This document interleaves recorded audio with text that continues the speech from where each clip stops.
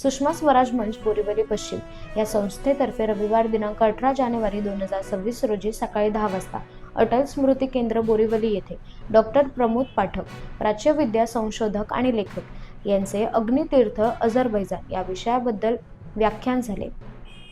वैदिक शास्त्र, परंपरा, भारतीय संस्कृती याचे आणि अझरबैजान देशाचे संबंध, व्यापार, उदीम, पूर्वपार संबंध होते। त्यांचे या देशामध्ये अभ्यासक म्हणून दौरा होता। तेथील संस्कृती, परंपरा, भाषा, जीवनशैली याबद्दल त्यांनी व्हिडिओज, फोटोजद्वारे उपस्थित श्रोत्यांना अतिशय सुंदर विवेचन आणि माहिती दिली। तसेच प्रेक्षकांकडून विचारलेल्या प्रश्नांना यथोचित उत्तरे आणि मार्गदर्शन केले। पाहुयात प्राध्यापक प्रमोद पाठक यांचे व्याख्यान।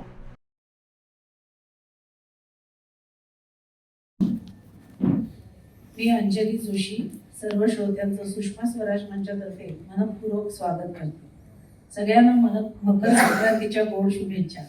आता आपल्या आजूबाजूच्या परिसरात आणि जगभरात परत संक्रमण सुरू आहे, ते सगळ्यांना शुभ आणि लाभदायी ठरो अशी प्रार्थना करून आपण कार्यक्रमाच्या प्रथेनुसार दीपप्रज्वलनाने कार्यक्रमाची सुरुवात करूया। मी सुषमा स्वराज मंचचे अध्यक्ष श्री रवींद्र कट्टी यांना विनंती करते की त्यांनी दोन्ही पाहुण्यांना घेऊन मंचावर दीपप्रज्वलनासाठी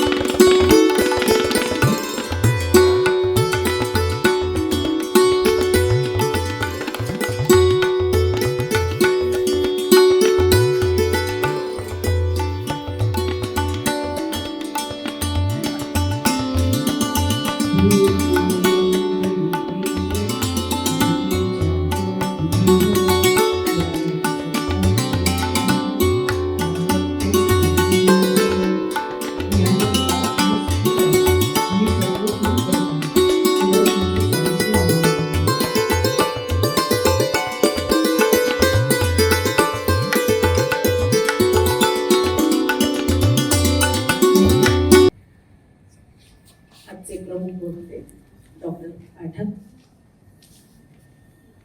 जोरदार टाळ्यांनी स्वागत करते।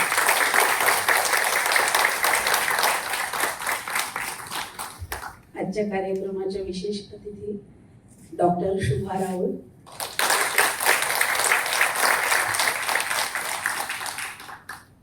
स्वागत करूया।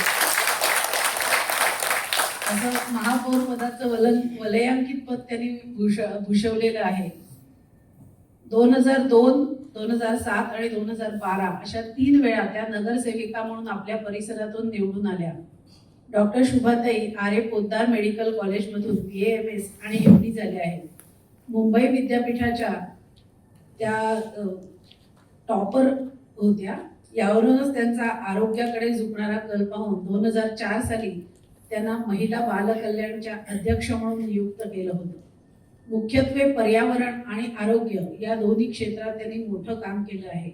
MMRची मोफत लस देणे, जेंडर बजेटिंग आणि सगळ्यात महत्त्वाचं म्हणजे आता आपल्याला जो सराव झालेला आहे गणेश मूर्तींच्या विसर्जनासाठी कृत्रिम तलावात विसर्जन करण्याचा, त्याची सुरुवात मुहूर्तमेढ यांनी केली आणि ती अंमलातही आणली।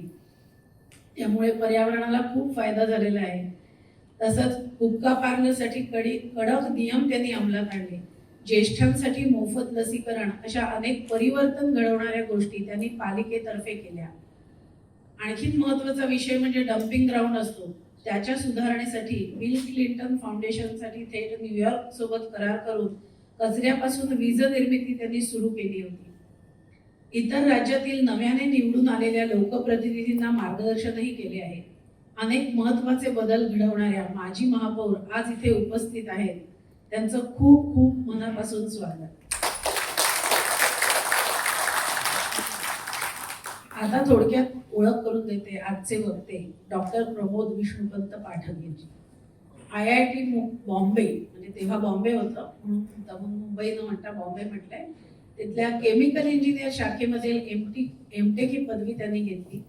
सॉलिड वेस्ट मॅनेजमेंट म्हणजे घनकचरा व्यवस्थापनाचा विशेष कोर्स त्यांनी इलिनॉय येथून केला आहे। काय कोइन्सिडन्स आहे की घनकचरा व्यवस्थापन आणि डम्पिंग ग्राउंड मध्ये वीज निर्मिती.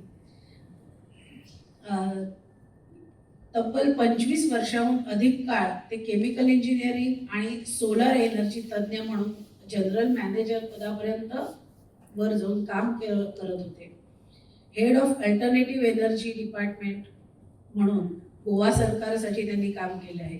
याच्याच जोडीला एकदम वेगळ्या विषयात म्हणजे वैदिक लिटरेचरमध्ये त्यांनी PhD केली आहे. वैदिक विषयातील आणि इंडस कल्चर म्हणजे भारतीय संस्कृतीबद्दल विशेष संशोधन त्यांनी केलेले आहे. नागपूरच्या Indian council of cultural research तसंच पुण्याच्या भांडारकर इन्स्टिट्यूटची फेलोशिप त्यांनी मिळवली आहे. बंगळुरूच्या मिथिक सोसायटीतर्फे अझरबैजानची शैक्षणिक सहल केली आहे. अमेरिकेतील युनिव्हर्सिटी ऑफ ह्युस्टन इथे भारतीय इतिहास आणि संस्कृती शिकवण्यासाठी व्हिजिटिंग प्रोफेसर म्हणूनही त्यांनी काम केलं आहे. यांच्या संशोधनावर आधारित अनेक पुस्तकं प्रकाशित झाली आहेत. त्याची यादी खूप मोठी आहे, त्यामुळे इथे वाचण्याऐवजी त्याची यादी मी आपल्या व्हॉट्सअप ग्रुपवर शेअर केली आहे. सुषमा स्वराज मंचचा व्हॉट्सअप ग्रुप आहे. आपलं नाव तिथे हजेरी पण ठेवलंय, तिथे नोंदवलं आणि तिथे रिक्वेस्ट टाकली तर आम्ही तुम्हाला आपल्या व्हॉट्सअप ग्रुपमध्ये ॲडही करू शकतो आणि स्कॅनर ठेवलाय, तुम्ही त्याच्या मार्फत जॉईन करायची लिंक पण पाठवू शकता. आम्ही 1-2 दिवसात तुम्हाला ग्रुपमध्ये ॲड करू शकतो. 2 वेळा मराठी साहित्य परिषद पुरस्कार त्यांना मिळालेला आहे. अनेक सन्मान आणि मानपत्र मिळवणारे डॉक्टर पाठक नियमितपणे वृत्तपत्रातून स्तंभलेखनही करत असतात. शिवाय आपल्याला सगळ्यांना परिचय असलेली उत्तर येथील केशवसृष्टी जिथे कृषी संशोधन केलं जातं, तिथे औषधी रोपं लावणे आणि वाढवणे याच्यात ओके डॉक्टर क्षमा करा, केशवसृष्टीमध्ये औषधी रोपं लावण्याचं मार्गदर्शन डॉक्टर शुभा राऊत करतात. माझा गैरसमज झाला की डॉक्टर पाठक, त्याच्याबद्दल मला क्षमा करा. तर अशी आज 2 प्रगल्भ व्यक्तिमत्व आपल्याला इथे लाभली आहेत, हे आपलं भाग्यच म्हणायचं.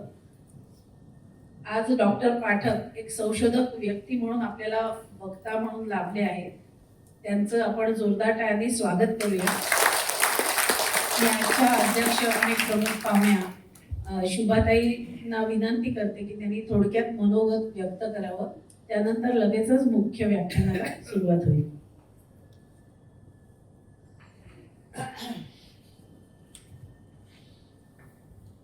जास्ती वेळ न घेता सुषमा स्वराज मंच यातर्फे आज अतिशय चांगलं मार्गदर्शन आपल्याला लाभणार आहे. आणि खरं म्हणजे इथे पुढच्या वेळेपासून मी जबाबदारी घेते की जास्तीत जास्त तरुण मंडळी इकडे दिसतील. ही जबाबदारी घेते, कारण असले पाहिजे, बरोबर.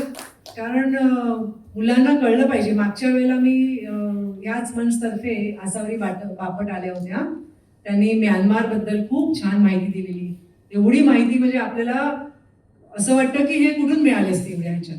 आणि आज सुद्धा इतकं छान व्याख्यान आपल्याला ऐकायला मिळतंय. तर परदेशात काय चाललं आहे किंवा परदेशाचा इतिहास काय आहे, त्या इतिहासातून आपण काय शिकायला पाहिजे किंवा तिकडचं कशी प्रगती होते, प्रगतीला कारणं काय, किंवा प्रगती अधोगती झाली असेल तर अधोगतीला कारणं काय, याचा अभ्यास होणं गरजेचं आहे. आणि मुलांच्या मनामध्ये एकदा जरी हे असं व्याख्यान ऐकलं तर मुलांच्या मनामध्ये ते थॉट प्रोसेस सुरू होते आणि कुठेतरी ती कामाला येते. हे आम्ही पण लहानपणी जी काही व्याख्यानं ऐकलेली ती आपल्याला एक ध्येय प्राप्तीसाठी कामाला येतात. त्यामुळे मी ही जबाबदारी घेते की पुढच्या वेळेला जास्तीत जास्त इथे तरुण मंडळी, म्हणजे ही रिकामी जागा दिसते ती सगळी तरुण मुलांची असेलच. आणि एवढंच सांगते. आणि मी एवढं एक सांगेन की मी न्यूयॉर्कला गेले होते महापौर असताना. जागतिक महापौर परिषद होती आणि तिकडे मी न्यूयॉर्कचं डम्पिंग ग्राउंड बघितलं आणि तेव्हा वाटलं की अरे अरे, आपण म्हणतो की मुंबई आंतरराष्ट्रीय शहर, पण आपण डम्पिंग ग्राउंडचं काय अवस्था केली आहे. आणि मग तिथे आम्ही बिल क्लिंटन फाउंडेशन बरोबर करार केला आणि त्यांनी आपल्याला फ्री ऑफ कॉस्ट 2 महिन्यासाठी इंजिनियर्स पाठवले आणि आपल्या इकडे त्यांनी इंजिनियर आणि लेबर्सना प्रशिक्षण देऊन बोराई डम्पिंग ग्राउंड हे आम्ही क्लोज केलं आणि तिथे कचऱ्यापासून वीज निर्मिती सुरू केली आपण. ते फ्री ऑफ कॉस्ट झालं आणि त्यामुळे आपल्याला कार्बन क्रेडिट सुद्धा त्यांच्या संस्थेतर्फे मिळत आहे. असं आपण बाकीच्या देशांकडून आपण शिकू शकतो. आणि त्यामुळे असं हे सुषमा स्वराज मंच हे अतिशय खूप चांगलं काम करते. मी धन्यवाद देते सगळ्यांना. आणि इथेच माझे 2 शब्द संपवते. धन्यवाद. थँक्यू.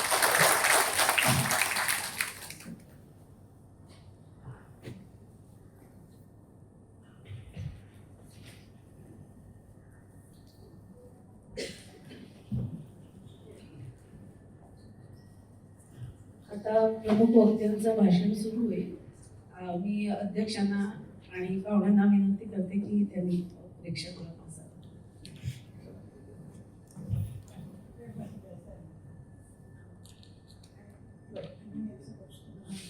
मी सगळ्यांना ऐकू येत आहे. हे पुस्तक जे आहे, या पुस्तकाचं शीर्षक आहे द अफगाण कनेक्शन.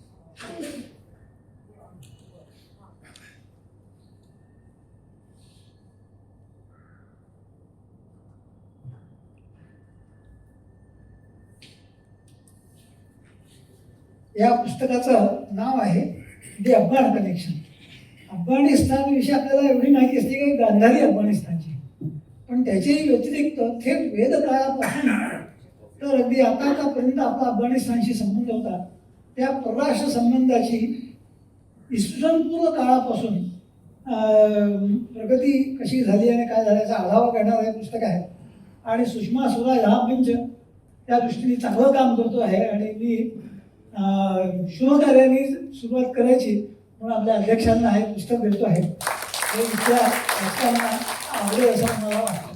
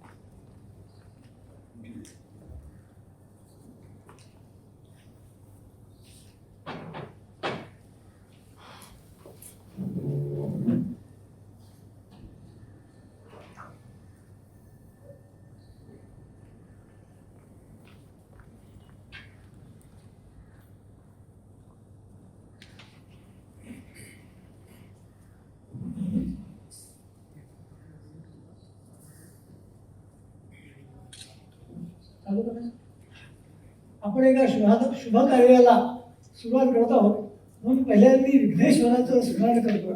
ओम श्री गणेशाय नमः.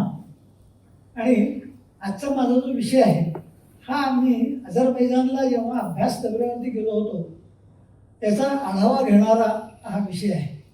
मी तिथे 15 दिवस होतो, ते सगळं येईल.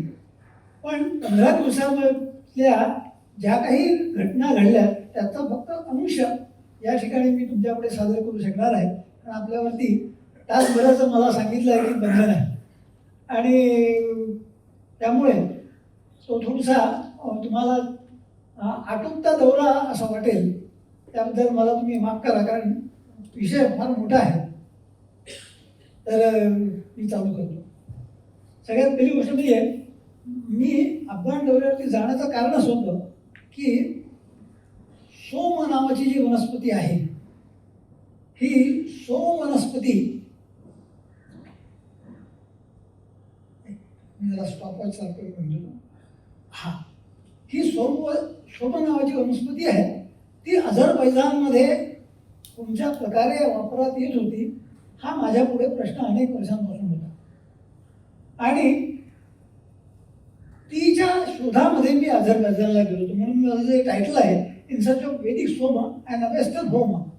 आता फारसी लोकांचा जो अवेस्ता हा ग्रंथ आहे याच्यामध्ये सोमाचा होम झालेला आहे आणि ते आपल्याशीच एक होते हे मी नंतर सांगणार आहे. तर त्याच्या शोधामध्ये आणि आर्यन वैज हा जो शब्द आहे हे आर्य बीज या शब्दापासून निर्माण झालेला आहे. तर ते आर्य बीज याच्या शोधात ते तिथपर्यंत पोचले असा इतिहास आहे. नेक्स्ट,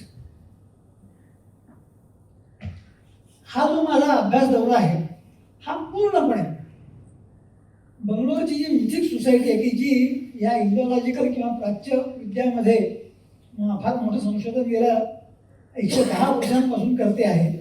त्यांनी या दौऱ्याकरता मला मदत केली.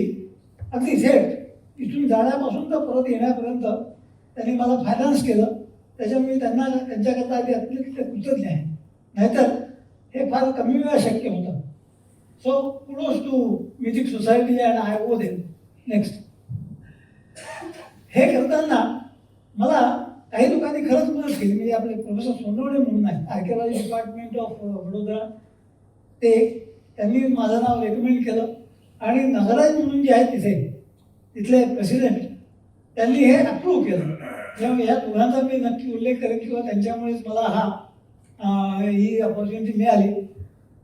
आणि दुसरं, माझा दौरा यशस्वी घडवण्यात माझे जे ड्रायव्हर होते एल्सेन म्हणून, ह्यांचं फार मोठं कॉन्ट्रीब्युशन आहे. म्हणजे त्या रस्त्याने समजा जरी इनिशिएटिव्ह दाखवला नसता तर मला इतकी माहिती मिळाली नसते. अनेक वेळेला ते आउट ऑफ वे जाऊन मला सांगायचे, mister Pathak, this place is about so many kilometres away, would you like to go? So what is the importance? This is like that, okay let is गो.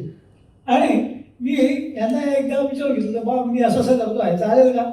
म्हटलं तुम्ही निसंकोच जाऊन या आणि तुम्ही जी माहिती आणा ती फार चांगली वगैरे वगैरे. So major contributor to my success of my this study to was mister Elsen. आणि मी अझरबैजानचा उत्तर भाग आणि मधला भाग असा मी प्रवास केला.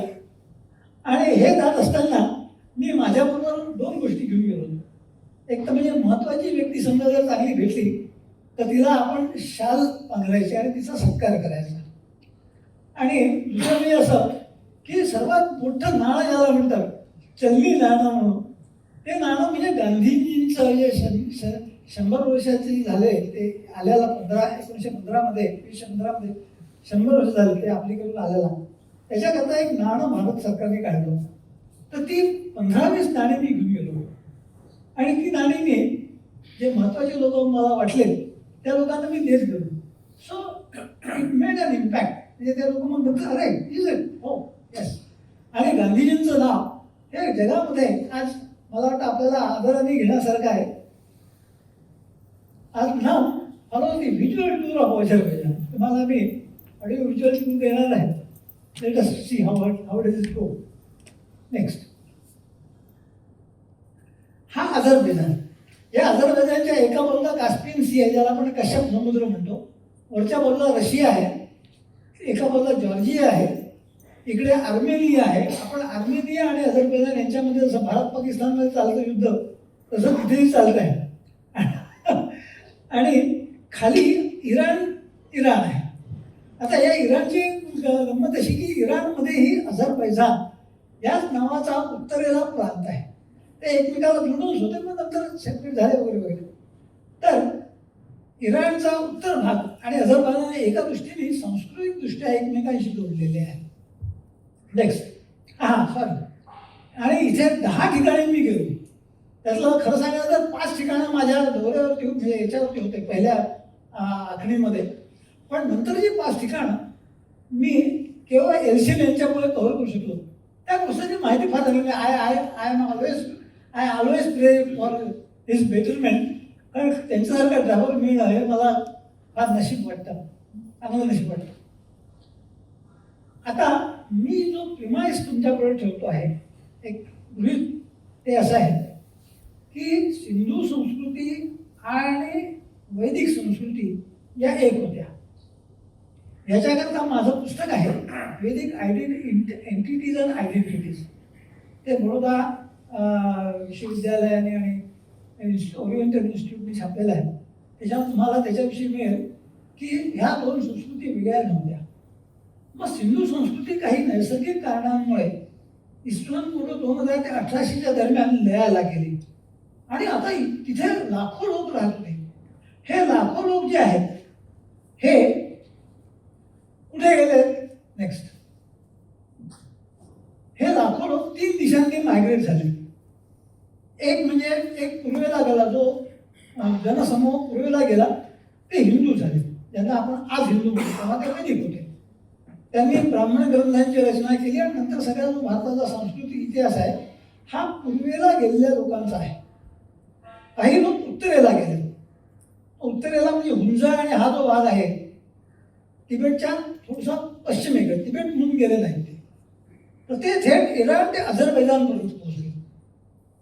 आणि तिसरा जो भाग आहे हे लोक व्हाया इराण म्हणजे साऊथ इराण, दक्षिण इराण म्हणून ते थेट आजचा जो टर्की आहे त्याच्या खालचा जो भाग आहे अनातोलिया त्या ठिकाणपर्यंत गेले. आणि याच्याविषयी आजच्या ह्याच्यात सांगायचं तर जेनेटिक प्रूफ मला मिळालेलं आहे. म्हणजे what I am talking is all with definite scientific proofs. आणि ही जी आर्य आक्रमणाची जी थिअरी आहे ती गेल्या 20-25 वर्षांपासून लोक रिफ्यूट करत आहेत. त्याचं सबस्टन्शिएशन माझ्या या पुस्तकात झालेलं आहे. नेक्स्ट हे पुस्तक खय बॅक. आता गेल्या वर्षी हे पुस्तक आलं dragon myth in the global perspective. त्याच्यामध्ये हा सगळा संदर्भ आलेला आहे. ते भांडारकर ओरिएंटल इन्स्टिट्यूट पुण्याने छापला आहे मागच्या वर्षी. नेक्स्ट आता वेदिक पीपल मायग्रेट मी सांगितलं. मग ह्याचे आपल्याला अवशेष कसे मिळतात किंवा त्याचे ट्रेसेस काय आहेत. तर वेदांमध्ये इंद्राला वृत्रघ्न म्हटलेलं आहे. ज्याने वृत्राला मारलं, वृत्रासुराला मारलं. ती गोष्ट आपल्याला अनेकांना माहिती असेल, वृत्रासुराचा वध केला म्हणून त्याला वृत्रघ्न, वृत्राला मारला. आता जेव्हा पारशी लोक काही कारणाने उत्तरेला गेले तेव्हा त्या वृत्रघ्नाचा अपभ्रंश झाला. तो झाला वेरथ्रघ्न. ते परत जेव्हा पुन्हा उत्तरेकडे गेले आजच्या ज्या अझरबैजानपर्यंत तेव्हा त्यांचा झाला बहराम. असेही बहरामपाडा, मी ज्या वसईला काही वर्ष राहत होतो तिथे बहरामपाडा होता. त्याचा मला इथे सापडले की अरे हे बहराम आहे. आणि तो अर्मेनियात जेव्हा गेला तेव्हा त्याचा वाहग्न झाला. तर हा जो सांस्कृतिक प्रवास आहे हा वृत्रघ्न, वेरथ्रघ्न, बहराम आणि वाहग्न असा झालेला आहे. म्हणून ह्याची जे मूळ आहे या ड्रॅगॉन मिथचं हे भारतात आहे. नेक्स्ट आता त्याचे आपल्याला अवशेष मिळण्यापेक्षा प्रत्यक्ष आजच्या ह्याच्यामध्ये आपण पाहिलं तर फारसी लोक त्यांना जेव्हा त्यांच्या अग्निभूमी मिळाली तेव्हा त्यांना वाटतं की ही अनडिफाईड लँड आहे. म्हणजे त्याच्यात फारसी धर्मग्रंथांमध्ये असं आहे की फारसी लोकांचा जो देव होता अहुरमझद त्याने नवीन प्रकारचे भूप्रदेश तयार करावे आणि त्याचा जो शत्रू आहे, वैरी आहे, त्याचा त्यांनी अंग्रमेन्यू त्याचं नाव, त्यांनी ते खराब करावे. मग खराब झाले की हे लोक दुसरीकडे असं करता करता त्यांनी 16 ठिकाणी हा प्रवास करत ते शेवटी इराण अझरबैजानपर्यंत पोहोचले. तर अझरबैजानला काय आहे, अझरबैजानमध्ये खूप मोठी खनिज संपत्ती म्हणजे खनिज तेलाचा साठा आहे, खूप मोठा साठा. आणि तिथे अनेक ठिकाणी असं जमिनीमधून बाहेर ज्वाळा येत असतात. कारण तो जो गॅस आहे, नॅचरल गॅस, तो जळत असतो. आणि मग त्याला साहजिकच ही प्रत्यक्ष अग्निभूमी असल्यामुळे ती त्यांच्याकरता पवित्र स्थान झालं. त्यांचं ते जसं आपण बायबलमध्ये पाहतो की गोल्डन म्हणजे प्रॉमिस लँड, तशी त्यांच्याकरता ती प्रॉमिस लँड ठरली आणि ते तिथे सेटल झाले, स्थिर झाले. म्हणून त्यांनी त्याचं नाव दिलं की ही जी भूमी आहे आर्य बीच असलेली भूमी आहे. आणि आर्य बीचचा जो अपभ्रंश आहे तो आर्यन बीच आहे. नेक्स्ट हा आता तिकडचा वाहग्नचा पुतळा, तो वाहग्न सुद्धा ड्रॅगन म्हणजे भुजंगाला मारतो आहे असं आहे. आणि हा बापूमधला जो बहराम पुतळा हा सुद्धा भुजंगाला मारतो आहे. तर असं ह्या लोकांमध्ये भारताशी मूळ असलेल्या कथेचं साम्य आपल्याला दिसतं. आणि ते मात्र एकमेकांशी कटोकटीने भांडतात. हे आहे. नेक्स्ट मी बापूला पोहोचलो आणि मला आमचे मिस्टर एल्शन घ्यायला आले होते. आणि जाता एक छोटीशी गोष्ट सांगतो. म्हटलं mister Elshan, I would like to have newspapers here. Don't think of newspapers in Azerbaijan. आता मला नंतर प्रत्येकाला आपण त्याच्यासाठी बोलणार आहोत. पण इथे जाताना मला लक्षात असं आलं की मला फार कमी बुक स्टॉल्स दिसले. आय लँडेड अराउंड 11 o'clock आणि नव्हते. माझ्या मनात थोडं प्रश्नचिन्ह उभं राहिलं. काय एवढं ॲडव्हान्स सोकॉल ॲडव्हान्स कंट्री आहे, त्याचं पुस्तकं कसे दिसत नाही, स्टॉल कसे दिसत नाही. त्याचं उत्तर मला नंतर मिळालं. मग लगेच आमची दुसऱ्या दिवशीपासून भ्रमंती सुरू झाली. तर माझं जसं पहिले मी ठरवून ठेवलं की मला पारशी आणि हिंदू या दोन धर्मांचा तिथे मागोवा घ्यायचा आहे. तर आम्ही पहिल्यांदा निघालो बाकूच्या उत्तरेस. आता मी त्या ह्याच्याकडे जात नाही. तुमच्याकडे ती ज्यांना इंटरेस्ट असेल त्यांना ती हे मिळेल. तुम्ही देणार ना सर? ती सगळ्यांना पाठवून द्या. म्हणजे मग ते आपण पुन्हा मागे पुढे जाण्याचं. हां, तर बाकू या राजधानीच्या शहरापासून उत्तरेकडे 40 किलोमीटरवरती तुम्हाला हे दोन ठिकाणं दिसतात. पहिलं ठिकाण होतं आमचं यानेर भाग आणि दुसरं जे आहे ते सुराखानी. आणि हा सगळा प्रवास कास्पियन समुद्राच्या बाजूला होतो. तर ती एक मजा आहे. कास्पियन समुद्राचा अनुभव सुद्धा फार चांगला आहे. उत्तर पूर्वाकडे. नेक्स्ट, आम्ही यानेरला गेलो. त्या ठिकाणी पारशी लोकांचं ते तीर्थस्थान का आहे, तर त्या ठिकाणी माउंटन टॉप मध्ये मध्ये भाग आहे, खाली पण पहाड आहे, वरती पण पहाड, मध्ये अशी थोडीशी जागा आहे. त्या ठिकाणी सतत ज्वाळा येत असतात. अनादी काळापासून येत असतात ज्वाळा. त्या ते अजून थांबलेले नाही, अजूनही चालू आहे. तर ते ती जी लांबी आहे साधारणपणे 15 मीटरच्या लांबीमध्ये सतत ज्वाळा बाहेर येत असतात. आणि तुम्हाला असा नैसर्गिक समजा जिथे अग्नी मिळेल ते ऑब्व्हियसली आपल्याकडे ज्वालाजी म्हणून आहे हिमाचल प्रदेशमध्ये. तिथे अशीच ती हे फ्लेम असते, पण ती छोटी आहे. इथे चांगलं विस्तृत आहेत आणि दोन्ही ठिकाणं त्यामुळे तीर्थस्थानं झालेली आहेत. तिथे त्या ज्वाळात आहेत, पण इंडोर म्युझियम आहे आणि आउटडोअर म्युझियम पण आहे. तिथे जे काही पुरातत्वीय अवशेष मिळाले त्याचा पुढची. हां, नेक्स्ट लाईन. आता हे बघा, हे ते ज्वाळा निघतात सतत. पाऊस पडो, थंडी पडो, ह्या ज्वाळा थांबत नाही. थंडीमध्ये सुद्धा बर्फ जरी असला इकडे तिकडे तर त्या ज्वाळा थांबत नाही. So they are eternal flames. आणि हे पारशी लोकांचं आणि आपलंही होतं. म्हणजे नंतर असं लक्षात आलं की इथे हिंदू लोकही जात होते. एक दुसरं, हा इथे आता तुम्ही पाहाल की ही पारशी लोकांची खूण आहे. वरती सूर्याचं चिन्ह आहे, त्याला 12 आरे आहेत. आणि खाली त्याला आफ्रिनागन म्हणतात.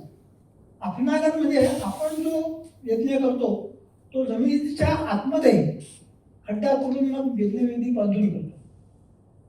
माझं एक्सप्रेशन पारशी लोकांनी असं का केलं असेल, तर जेव्हा ते सिंधू घाटीतून नॉर्थकडे जायला लागले तेव्हा प्रत्येक वेळा तो अग्नी देणार कसा, प्रत्येक ठिकाणी कुंड बांधणार कसं. म्हणून त्यांनी एक केलं की आपल्याकडे 3 कुंड असतात यज्ञामध्ये.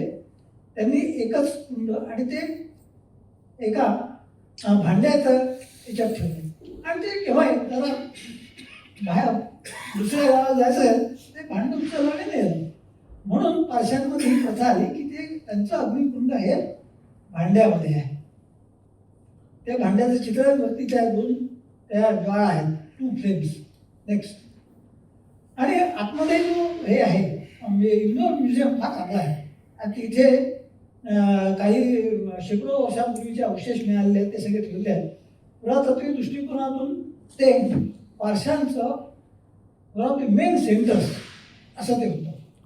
आणि जेव्हा मोठी लाट आली इस्लामची आणि बरेच लोक कन्व्हर्ट झाले इस्लाममध्ये, तेव्हा त्यांना त्यांचा धर्म सांभाळून ठेवणं. आपण जसं ऐकतो की पारशी लोक संजयनला आले, त्यांनाही तिथे तो प्रॉब्लेम फेस करावा लागला. पण अगदी 1500-1600 म्हणजे माझ्या माहितीप्रमाणे तिथे मी गेलो होतो तर 19व्या शतकाच्या शेवटपर्यंत तिथे पारशी लोक राहत होते, तर धरून राहत होते. पण नंतर त्यांना तेही शक्य झालं नाही, तेव्हा सगळे इकडे आले.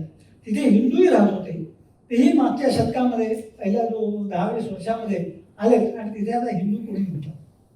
तर इथे 15 किलोमीटरवरती हे सुराखानी नावाचं गाव आहे. आता सुराखानी हा शब्द सूरपासून आलेला आहे, म्हणजे देवाचं स्थान. आपण म्हणतो देवाचं कण आहे, देवाचं स्थान आहे. त्याचं त्यांच्याकडेही नाव आहे, त्याला आतेश गाव म्हणतात. आतेश याचा अर्थ अग्नी आणि गाव हा शब्द गृहापासून आलेला आहे. आतेश अग्निगृह असं त्याचं नाव आहे. तर तिथे मी गेलो तर तिथे असं आपल्याकडे जशी गडी असते तशासारखं तिथे हे आहे स्ट्रक्चर आहे. त्या गडीमध्ये जी भिंत आहे त्या भिंतीला लागून छोट्या छोट्या खोल्या आहेत. म्हणजे it was a guest house. त्यानंतर मग सगळं स्टोन स्ट्रक्चर आहे आणि तिथे ओपन फायर्स आहे. आता गंमत अशी आहे की 1930 साली साधारणपणे रशियाने अझरबैजानवरती कब्जा केला आणि त्यावेळेसपासून खनिज तेल उत्पादनाचा उद्योग मोठ्या प्रमाणात सुरू झाला होता. तर त्यांनी काय केलं, त्यांनी इथे खनिज तेल काढायला सुरुवात केली आणि आसपासच्या प्रदेशामध्ये विशेषतः बापू समुद्राच्या काठाने हे साठे फार जास्ती आहे. तर त्या ठिकाणी सुरू केल्यामुळे या सुराखानीमध्ये ज्या एटर्नल फायर होत्या तेव्हा त्या विझल्या. म्हणजे जमिनीखालून येणारा जो नॅचरल गॅसचा जो हे होता प्रवाह होता तो थांबला आणि साहजिकच त्या ठिकाणाचं महत्त्व कमी झालं म्हणून असेल की हिंदू आणि पारशी लोकांनी ते ठिकाण सोडून दिलं. तर आता कसं आहे, आता तिथे 1992 नंतर जेव्हा अझरबैजान सोव्हिएट रशियापासून वेगळं झालं तेव्हा तिथे जे राज्यकर्ते होते तिथे आतापर्यंत 2च राज्यकर्ते झाले. एका माणसाने 20 वर्ष राज्य केलं, दुसऱ्याचं 20 वर्षाचं राज्य चालू आहे. माय बापले काय ते.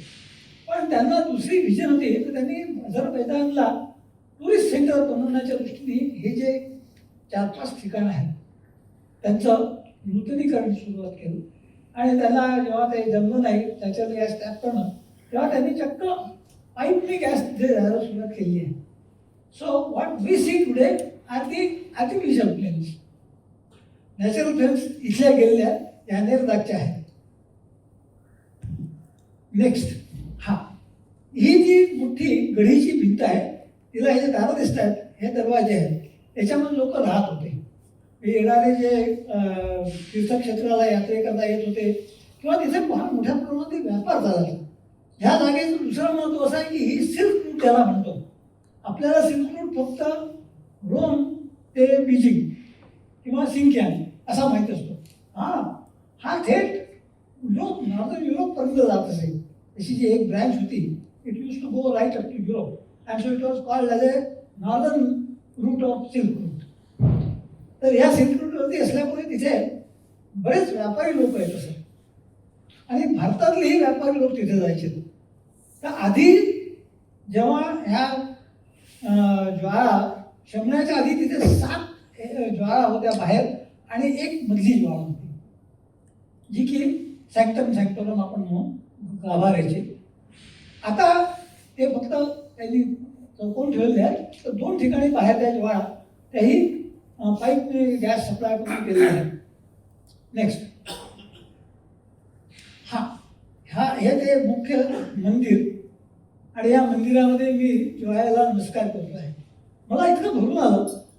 मी जेव्हा PhD करत होतो तेव्हा मला अझरबैजानविषयी चांगली माहिती मिळाली आणि for almost 30 years from 1992 to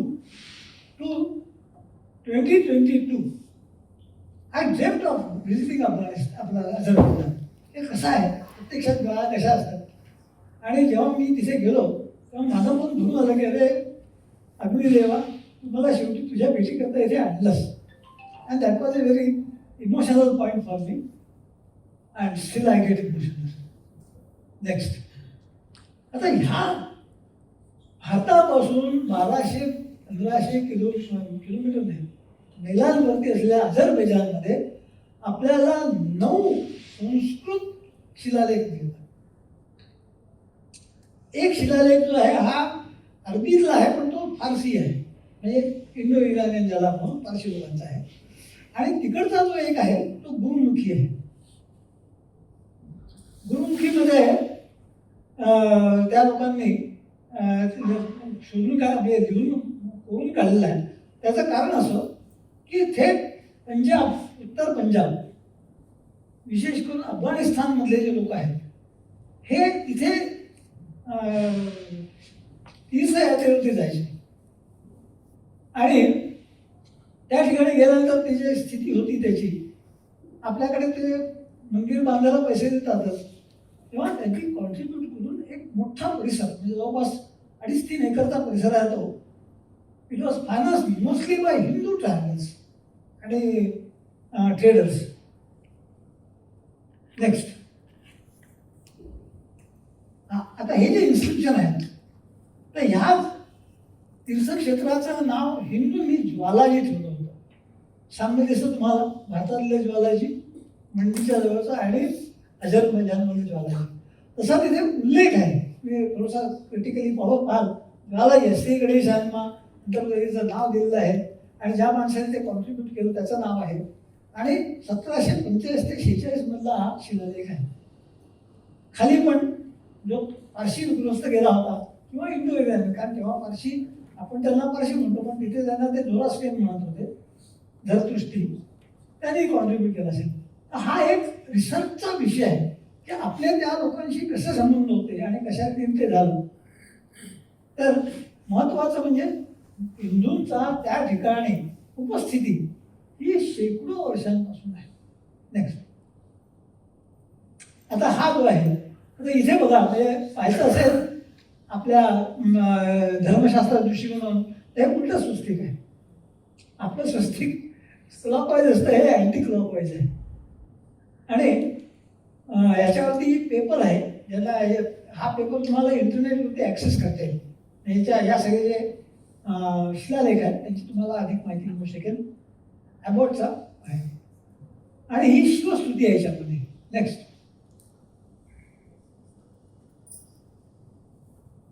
तिथे गेल्या 100 वर्षापासून कोणीही हिंदू किंवा पारशी राहत नाहीये.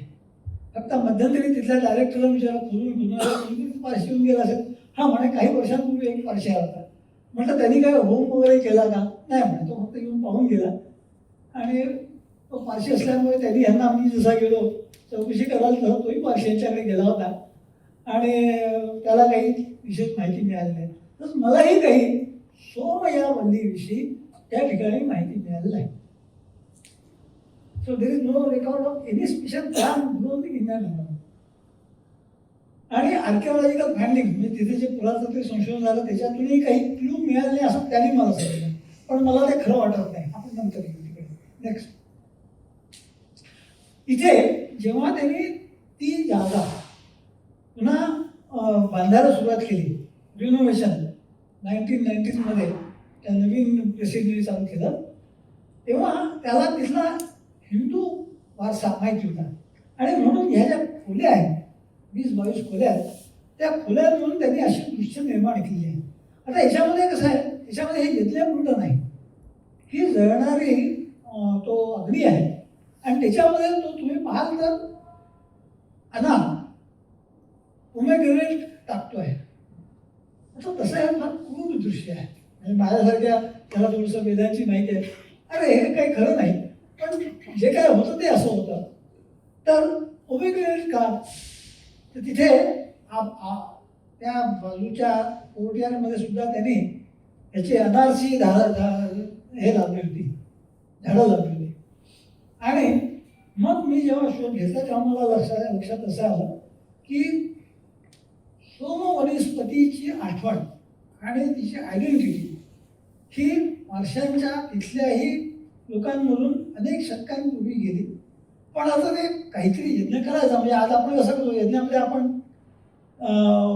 जे सोम वापरू शकत नाही म्हणून आपण काय केलं, आपण त्याच्याकरता सबस्टिट्यूट वनस्पती, त्याऐवजी वनस्पती आणि हे करतो. तोच प्रकार त्यांनी केला की जेव्हा तिथे मुसलमानांचं आक्रमण झालं तेव्हा त्यांना त्यांचा वारसा तर सोडता आला नाही, अगदी तर संविधान टाकायलाच पाहिजे. तर त्यांनी मग कुराणमध्ये जो पवित्र वृक्ष मानला गेलेला आहे म्हणजे अनार आहे, त्याला आपण डाळिंब हे अरबस्थानामध्ये किंवा वाळवंटी प्रदेशामध्ये फार महत्वाचं वेल्स हे समजलं जातं. पण का तुम्ही जात असाल तर ते डाळिंब 15-20 दिवस चांगलं राहतं ड्राय एरियामध्ये, आणि ते खायचं असेल तर तुम्हाला दोन्ही मिळतं. You get energy as well as food, liquid and food. त्याच्यामुळे त्याला एक स्वर्गीय महत्त्व प्राप्त झालं. कुराणमध्ये असे उल्लेख आहेत. आणि मग जसा सोमाचा उल्लेख तुम्हाला वेदांमध्ये आढळतो तसा पुराणमध्ये डाळिंबाचा उल्लेख आढळत असल्यामुळे त्या लोकांनी डाळिंब येण्यास ठिकाणी इथल्यात आपल्याला सुरुवात केली आणि मग डाळिंबाच्याच फांद्या कापून ते लोक येतले करायचे किंवा हे करायचे. तर दिस वॉज ए बेसिक चेंज. म्हणजे मी ज्या शोधाकरता गेलो होतो त्याचं मला पूर्णपणे उत्तर मिळालं नाही, पण त्याचं सबस्टिट्यूटचं उत्तर मिळालं. So in A way I think it is something which I can convey the Indian audience. Next, आता तिथून खाली म्हणजे हे आमची 2 दिवसाची ट्रिप झाली. मग बाकूपासून दक्षिणेमध्ये 60 किलोमीटर अंतरावरती साधारण पेट्रोग्लिफ्स आहे. मी त्याचा कातळ शिकवला. गेल्या काही वर्षांमध्ये एक रत्नागिरीचे ग्रस्त आहेत, त्यांनी कोकणामधली कातळ शिल्प शोधून काढली. हे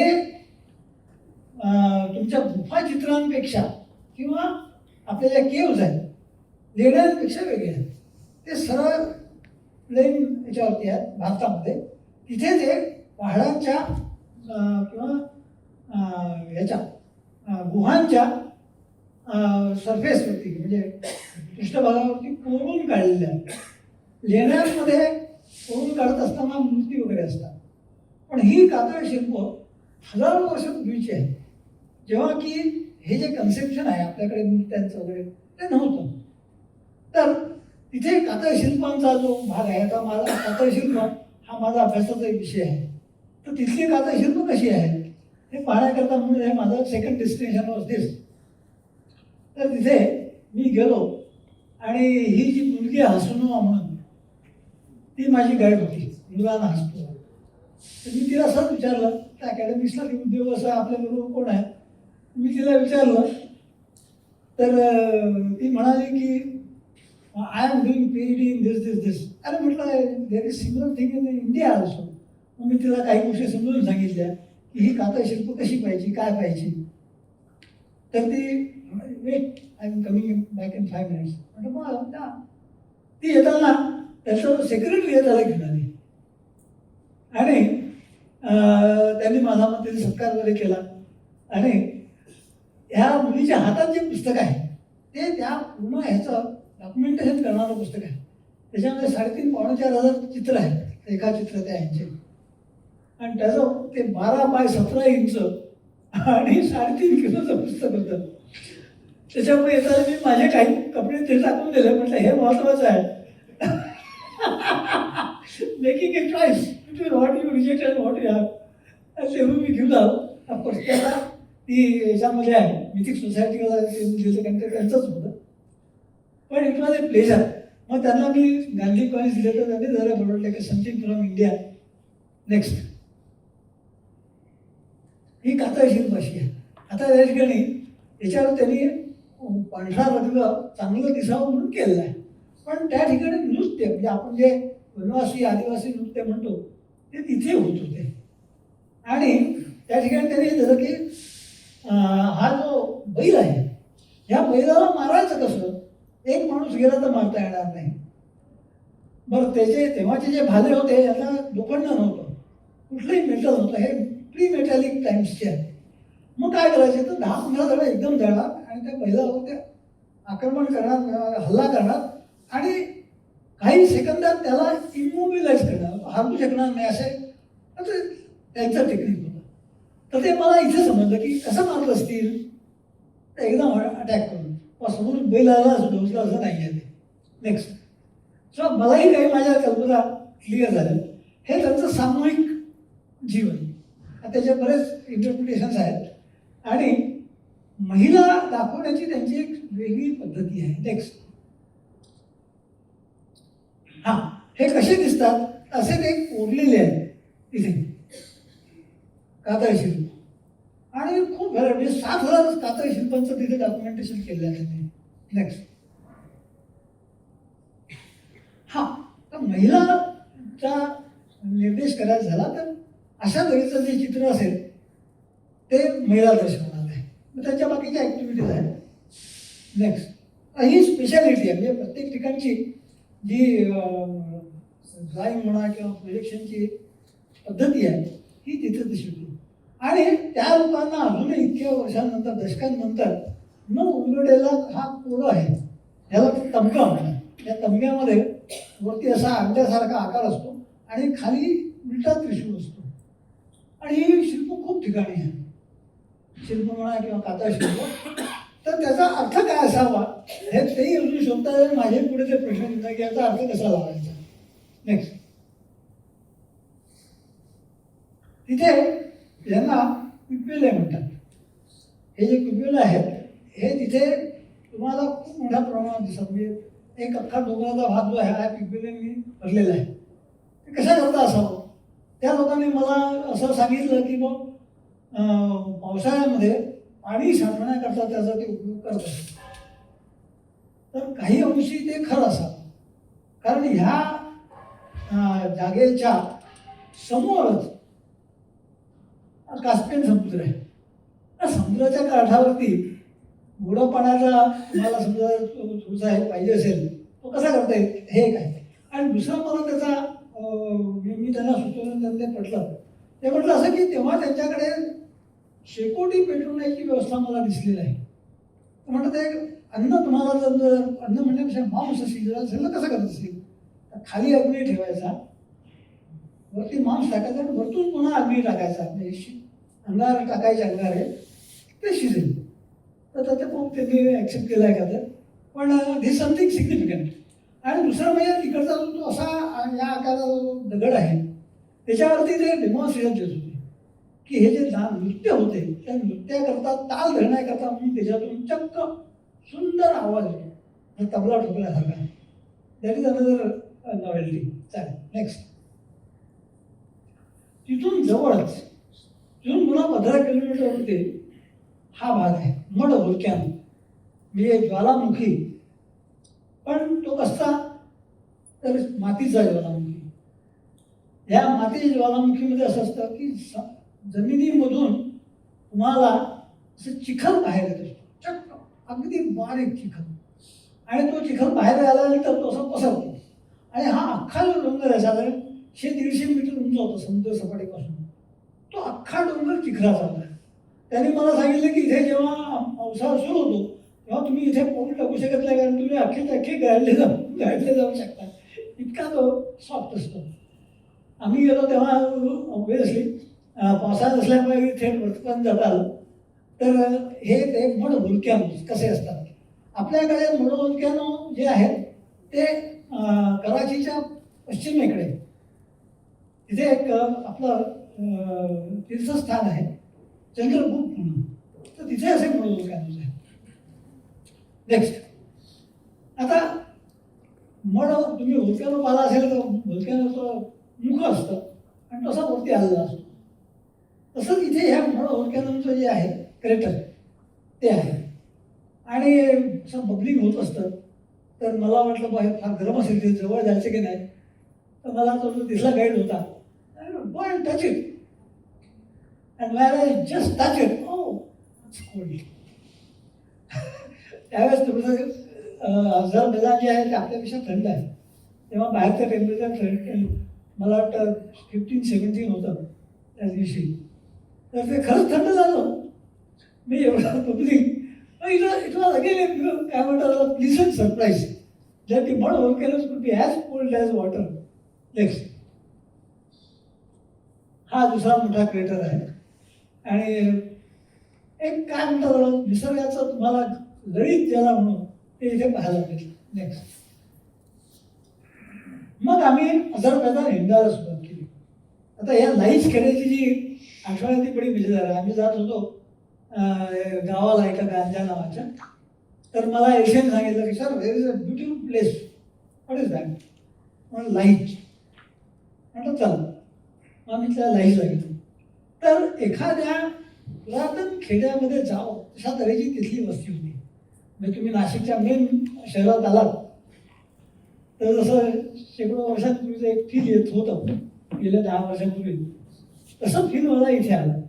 आणि तिथे अझरबैजानमध्ये मी हे एक पाहिलं की अनेक ठिकाणी तुम्हाला वनस्पती आणि फुलांचा व्यापार दिसतो. They are all use as medicines. तर तिथे एक झुलता पूल पण होतं. त्यानंतर लोक समोआ म्हणजे उकळणारा चहाचा डब्बा आहे, चहा उकळणार तो, त्या समोआला सुद्धा रशियन आहे. तर त्या समोरून ते विकत होते काही कॉम्पॉक्शन्स किंवा असं.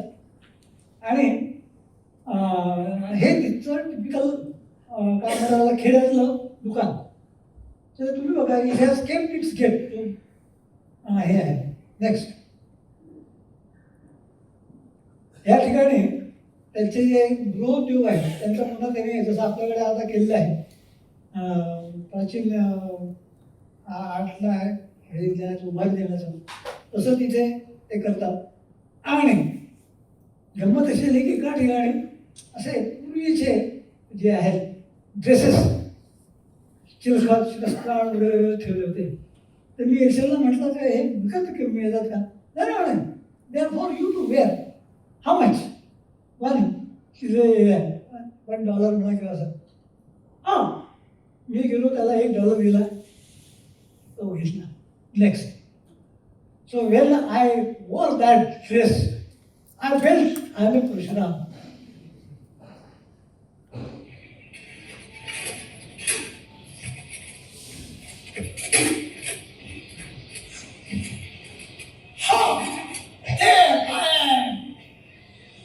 The victorious Parshurama of the modern times.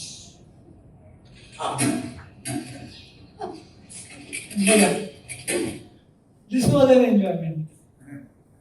Next. आता तिथे शेकी नावाचा गाव आहे. हा सुद्धा एन्शंट गाव आहे. आणि या शेकी गावामध्ये तो जो खान होता, ज्याच्या जलेबी खान त्याचं नाव, त्याचा हा राजवाडा आहे. ह्या राजवाड्याची म्हणजे अप्रतिम राजवाडा काय म्हणजे त्या ठिकाणी त्यांचं जे, आणि ज्याच्या खिडक्या दिसतात त्यांना ते शेबेक म्हणतात. आणि साधारणपणे 1 मीटरला 1 मीटरची खिडकी असेल, त्याच्यामध्ये 5000 छोटे छोटे ग्लास पीसेस काचेचे हे करून ते जोडून लावलेलं आहे. भयंकर कारिगिरी, मला ते आवडली. आणि पुन्हा चित्रसुद्धा 200-250 वर्षापूर्वीचे आहेत.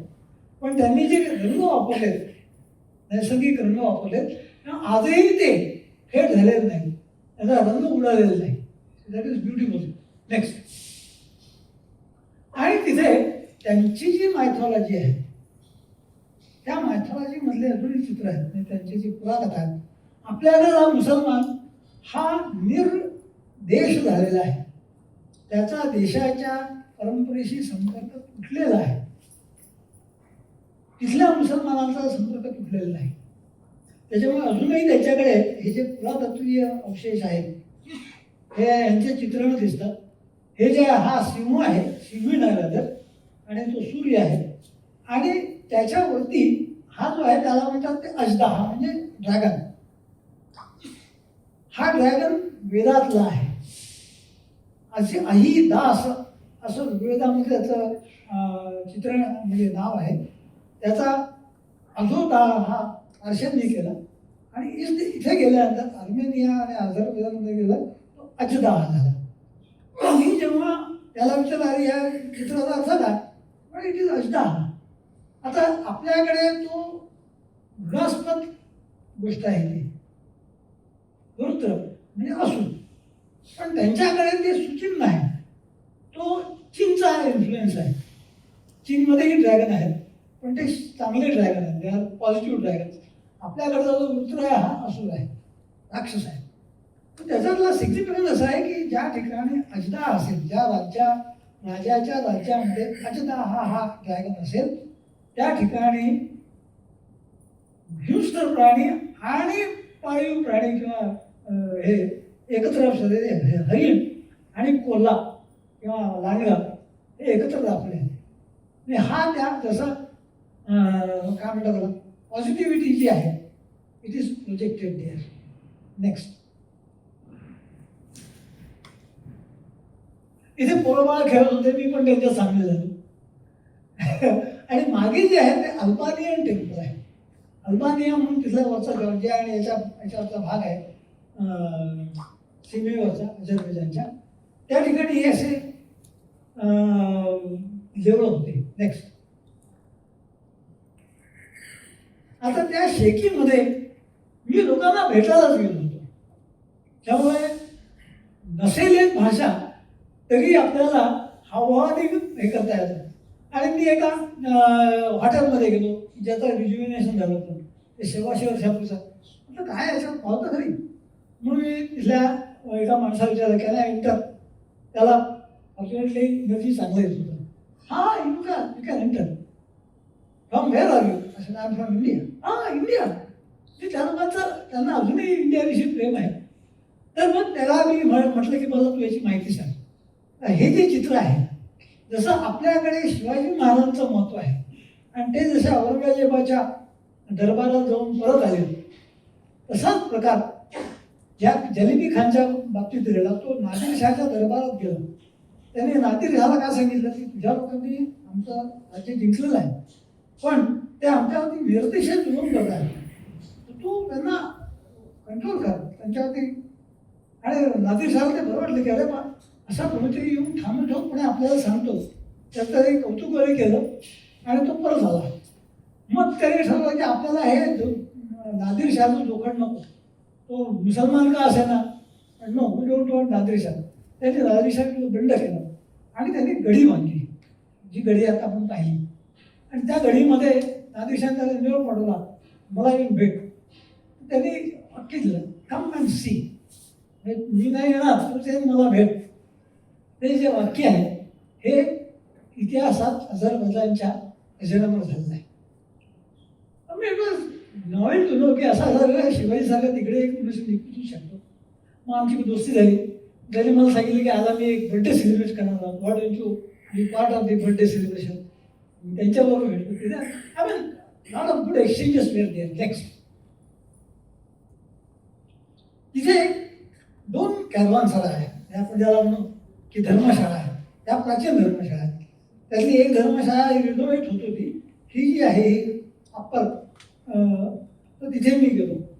त्या ठिकाणी असे खण होते म्हणजे मूर्त्या आपल्या खोल्या खण आणि समोरचा जो व्हरांडा आहे हा त्या तिथे जे विक्रेते यायचे त्यांना विकण्याकरता ठेवलेला आहे.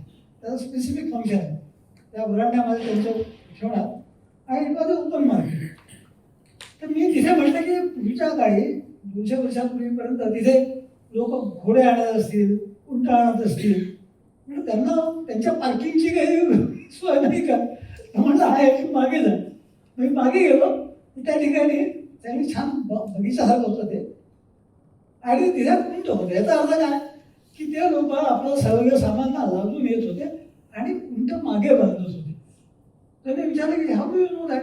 म्हटलं I am a student of history and I know it. You are from India. अरे there were lot of Indians coming here few decades ago. म्हणजे भारताचा या प्रदेशाशी अगदी काही शतकांपूर्वी म्हणजे कदाचित ब्रिटिश काळामध्ये सेकंड वर्ल्ड वॉरच्या फर्स्ट वर्ल्ड वॉरच्या आधी त्या लोकांशी संबंध होता. आणि ही रिमेंबर किंवा आमच्याकडे लोक येत होते आणि ascetics you are ascetics also use to come. म्हणजे संन्यासी आहेत ते सुद्धा तिथे जाऊन राहायचे. तर त्याची पुष्टी झाली. नेक्स्ट हे अल्बानियन टेम्पल. आता हा 3000 वर्षापूर्वीचं स्ट्रक्चर आहे. इसवी सन पूर्व 1000. त्या ठिकाणी चंद्राची पूजा करायची म्हणून त्या तिथे चंद्र होता. आता त्या ठिकाणी हे आल्यानंतर ख्रिश्चनिटी आल्यानंतर त्यांनी ऑब्व्हियसली हे सगळं नष्ट केलं. पण नेक्स्ट जुने जे समज आहेत किंवा शकून आहेत हे तिथेही आहेत. हो फार फरक पडला नाही मनुष्य याच्यामध्ये. आपल्याकडे जसं कौल लावतात कोकणामध्ये तसं ते इथे या भिंतीवरती कौल लावतात. नाणं चिकटलं तुमचं काम झालं. नाणं पडलं नाही होणार. तो मनुष्य होता. आणि त्या वादाची विशेषता अशी की त्या ठिकाणी 2 मीटरपेक्षा उंच म्हणजे 7 फुटाचा हा पुतळा म्हणजे माणूस होता. त्याच्या हाताचे स्केलेटल आहे 7 फुटाचा पुतळा होता. तर त्या ठिकाणी ॲव्हरेज लोकांची उंची मला सुद्धा इतर अझरबैजानपेक्षा जास्ती वाटते. आता कसं आहे लॉट ऑफ इंटरप्रिटेशन मिक्सिंग आहे लोकांना. नेक्स्ट एक इथे काही लोकांनी डॉन क्विक्झोट वाचली असेल. एक कादंबरी आहे सर्वांची जी प्रख्यात आहे. त्याच्यामध्ये हा जो डॉन क्विक्झोट आहे हा येडागम इतिहासाचा अभ्यास आहे. आणि त्याला वाटतं की मी डॉन आहे आणि म्हणून तो एका मरतुकड्या घोड्यावरून जातो आणि त्याच्यावर त्याचा सँको पांझा नावाचा जो सेवक असतो तो त्यावर जात असतो. तर तो एका ठिकाणी जातो, त्याला हॉटेल दिसतं, त्याला वाटतं की मी या त्याला एक टावर दिसतो. तो म्हणतो हा राक्षस आहे म्हणून त्या टावर धावून जातो आणि स्वतःला इजा करून येतो. त्याच्या घोड्याला इजा होते. वेळा प्राणी. पण त्यांनी जे चित्रण केलं आहे सर्वांटिसने फंटास्टिक. तुम्हाला मिळालं तर तुम्ही सर्वांटिसची डॉन क्विक्सोट या नावाची कादंबरी वाचाच. आणि मी ती वाचली असल्यामुळे हे दृश्य पाहिल्यानंतर मला त्या डॉन क्विक्सोटची आठवण झाली. It is something which I have dreamed and I can see it in reality. Let's हा तिथला पूल आहे. हा 400 वर्ष जुना पूल आहे. पण आपल्याकडे जसे एवढे पुलं टिकलेले आहेत तसं आहे. आणि त्याचं कारण असं होतं की हा जो सेंच्युरी रोड तो बनवताना त्यांनी अंड्याचा बल्काचा वापर केलेला आहे. सो त्याला ती स्टॅबिलिटी मिळाली ती त्याच्यामुळे आहे. आणि हा तो टावर जो पाहून मला डॉन क्विक्सोटची आठवण झाली की अरे अच्छा आता दुसरा मॉडर्न डॉन क्विक्सोट या टावर समोर उभा आहे. नेक्स्ट मग नंतर आम्ही गंजा या गावाला गेलो. तर गंजामध्ये तिथला जो कालिदास आहे निजामी त्याचं मोठं आपल्याकडे ह्या लोकांचं कौतुक नसतं. याच्या गावामध्ये निजामी रुलिंग गांजा असं ठिकठिकाणी त्याचे जे हे आहेत महाकाव्य आहेत त्या महाकाव्याचे चित्र आहेत. आणि वेल ही रूल्स दी गांजा प्लेस. नेक्स्ट तसंच एका येड्या माणसाने हा वेड्यापणाचा त्याचा भाऊ मोठा भाऊ त्याच्यात मारला गेला.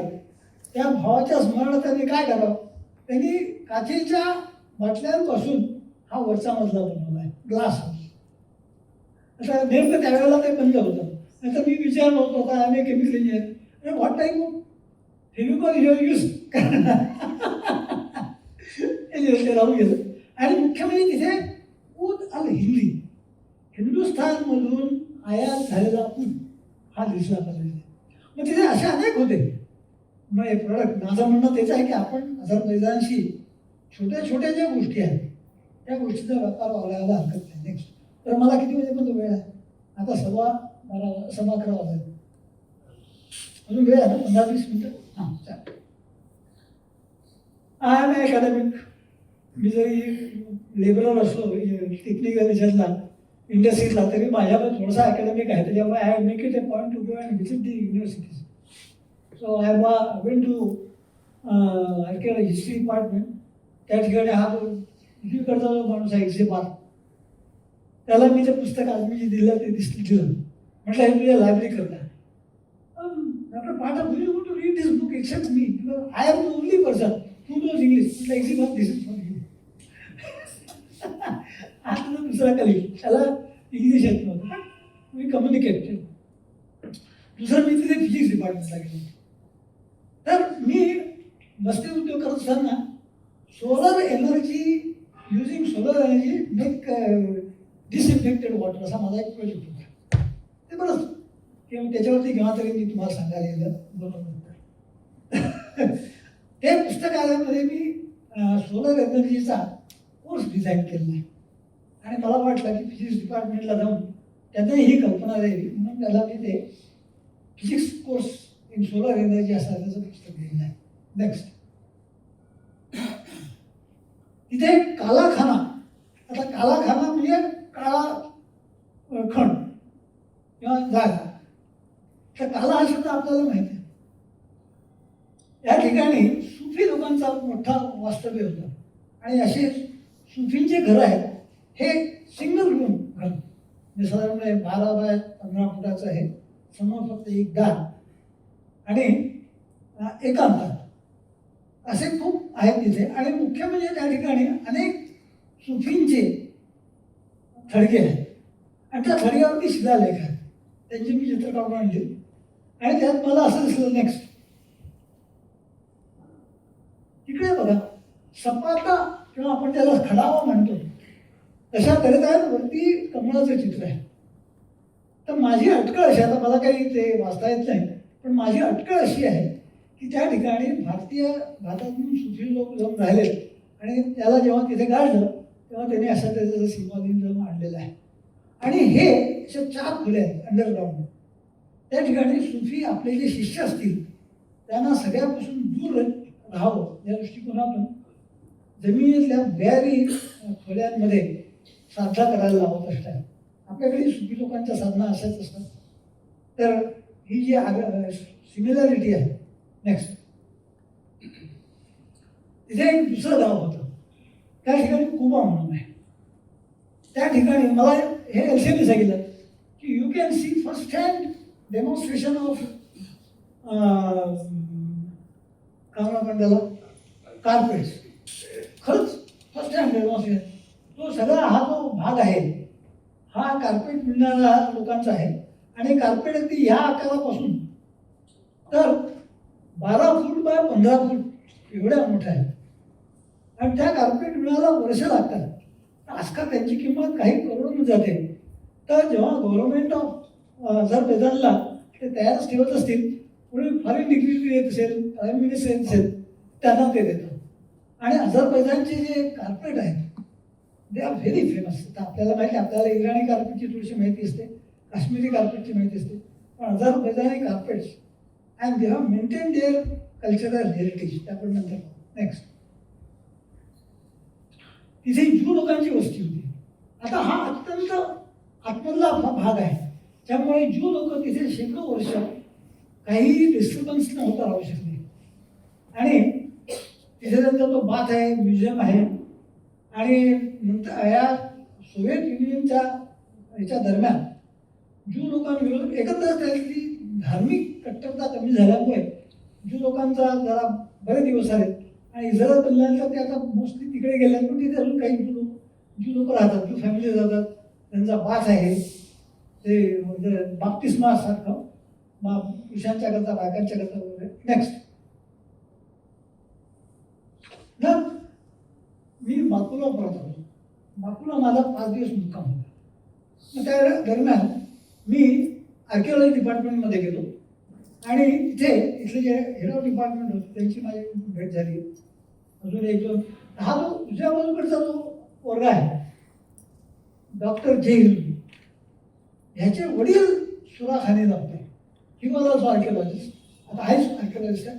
आणि त्यांनी सुराखानीमध्ये 1990च्या दरम्यान संशोधन केलं होतं. त्यामुळे in my young days I used to every day visit Surakhani. म्हटलं how my father was excavating असं वगैरे. मग त्यांनी मला तिथली बरीच माहिती सांगितली.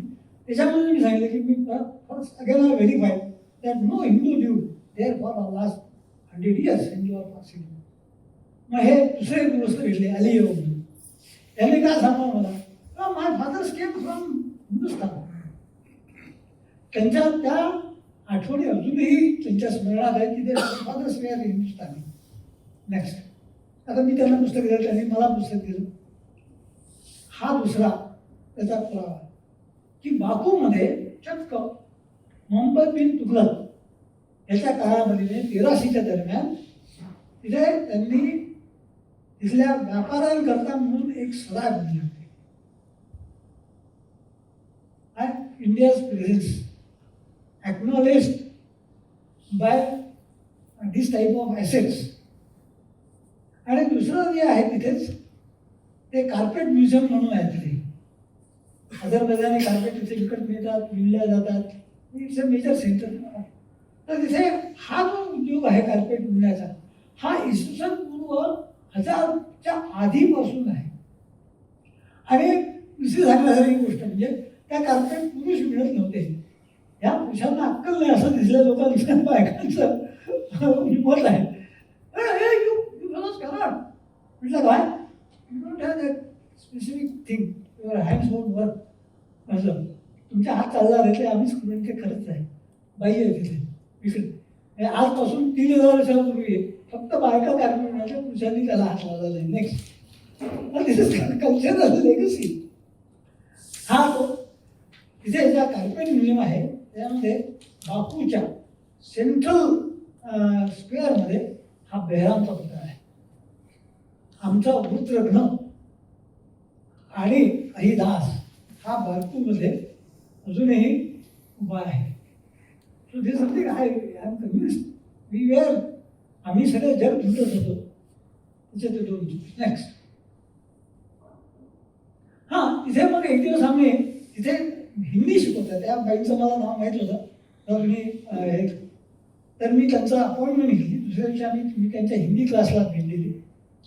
तर मी जी शाल घेऊन गेलो होतो ती चांगल्या कामी आली. त्या बाईंना मी शाल दिलं. श्रीफळ देण्याचा प्रश्न होता पण मी गांधी कॉईन दिला शाल श्रीफळच्या ऐवजी.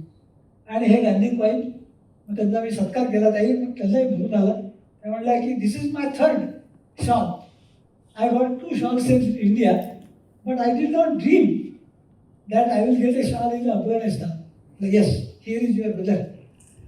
It was a good dialogue. मग नंतर तर त्यांनी माझ्या मागुशीच आणि पोलिशीच अर्धा तास गप्पा मारल्या. So it was a family bond. आणि त्याचे 2-3 पोरं त्या दिवशी नव्हती आली. त्याला एका पोरीने काय सांगा Y I am learning Hindi.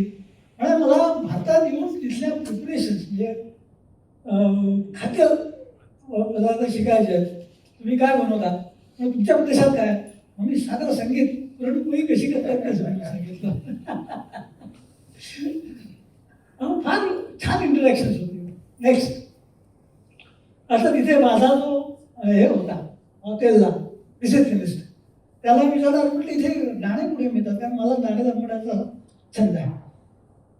तू जा फ्री मार्केटमध्ये जा तिथे तुला नाणे मिळतील विका.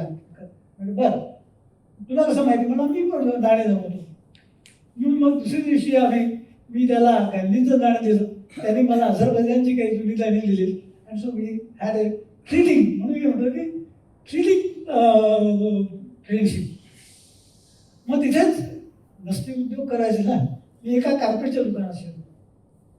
ते बराच मोठा किस्सा आहे. इराणमधून कशा कार्पेट येतात वेळ करेल.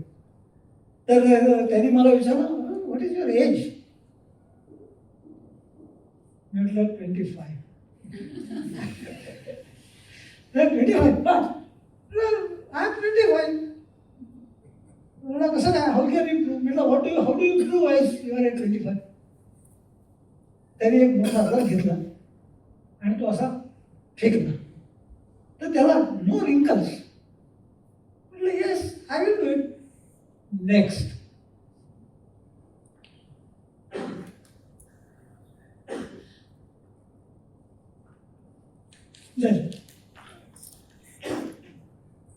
हां अजून हां आवडते.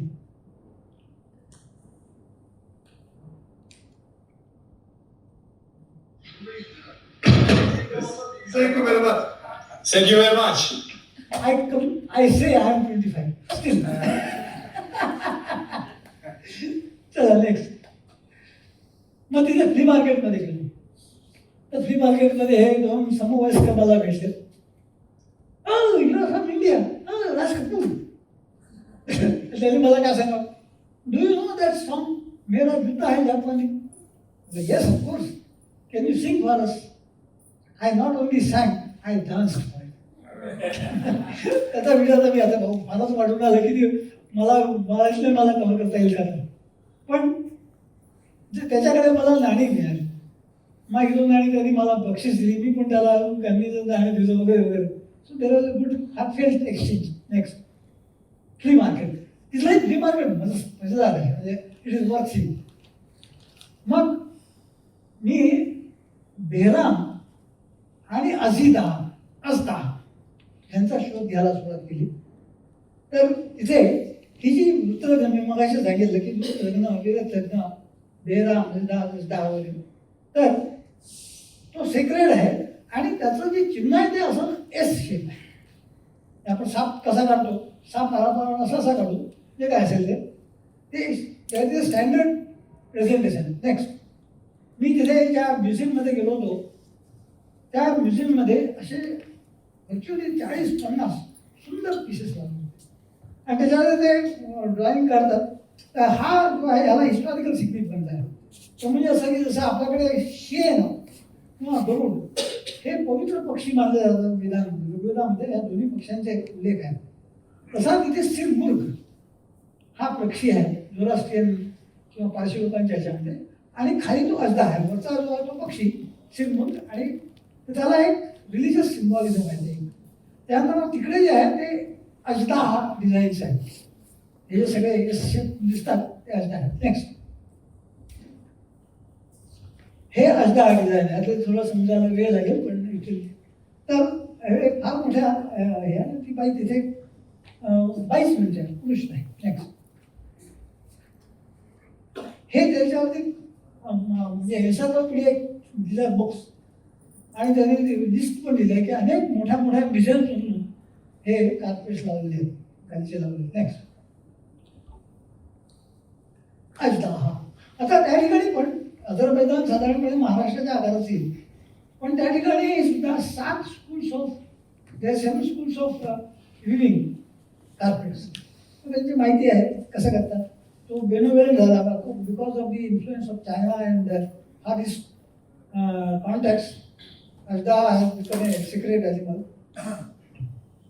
आणि many museums in west have good collection of this carpets. Next, हा आत्ता मी पहिल्या दिवसापासून शोधत होतो अझरबैजानमध्ये शिरल्या अरे मग जरा एखादं पुस्तकालय पाहू, तिथे एखादं पुस्तक मिळालं ते घेऊ वगैरे. अहो पुस्तकालयच नाहीत आणि वर्तमानपत्र तर नाहीच नाही. अख्ख्या बापू सिटीमध्ये मी जितका फिरलो तिथे एकही वृत्तपत्र मिळालं नाही. मग क्वचित तुरळक असे म्हणजे युनिव्हर्सिटीच्या एक म्हणजे कॅम्पसमध्ये मला एक दोन मिळाले, तिथे मॅगझिन्स विकायला होते, किंवा मी ज्या हॉटेलमध्ये उतरलो त्याच्या ठिकाणी मॅगझिन्स विकायला होते, पाहायला होते. ते सगळे गव्हर्नमेंटचे मॅगझिन्स होते. सो जवळ ते डिक्टेटरशिपच आहे एक प्रकारची, ज्याला म्हणू आपण की तुमचं फक्त राज्यकर्त्यांना प्रेम करून बोलायचं एवढाच तिथे जो उद्योग आहे. तेव्हा फक्त काय फॉरेन डेलिगेशन सारे असतील किंवा काय त्यांच्या त्या प्रेसिडेंटचे फोटो याच्याशिवाय त्याच्यात पाहण्याला काही नसेल. लोक कशाला बसतील त्याच्यामुळे. आम्हाला एरिशन सांगितलं for the last 30 years I have not seen newspaper. अशी तिची स्थिती.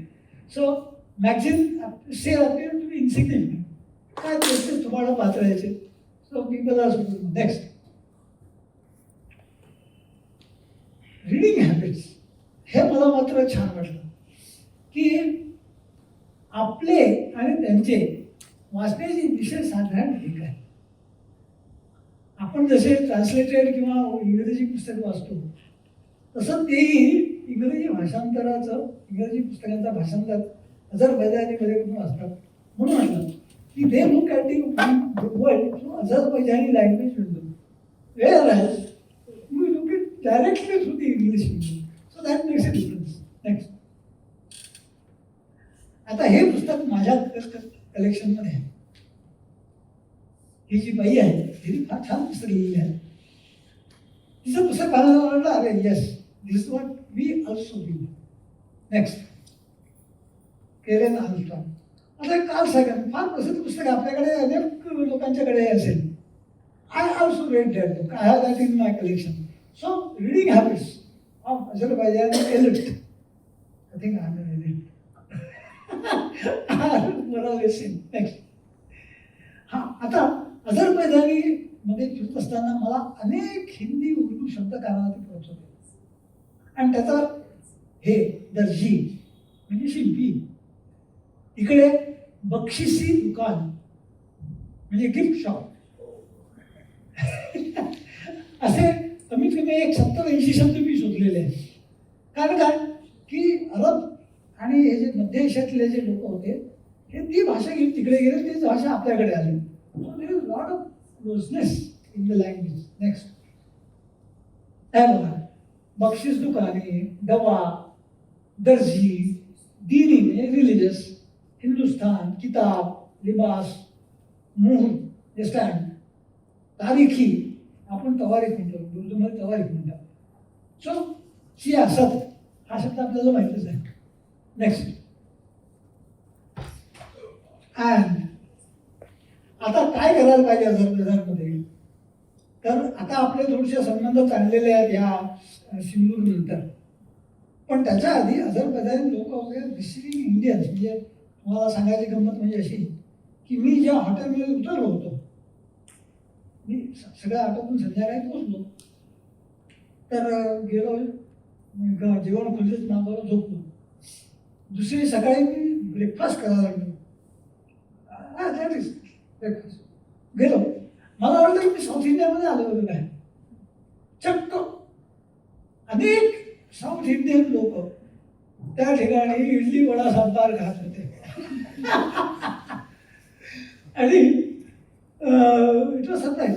मला असं लक्षात आलं की केरळमधले काही जे टुरिस्ट आहेत, तिथं मला एक टुरिस्ट पण म्हणजे टुरिस्ट ऑर्गनायझर पण भेटला, त्याच्या माझा अजून संपर्क आहे. ते लोक तो वाटायचा. काही लोक उत्तर प्रदेशातले पण होते, पण ते बिझनेस करता आले होते आणि मी लोकांशी बोलत असेल.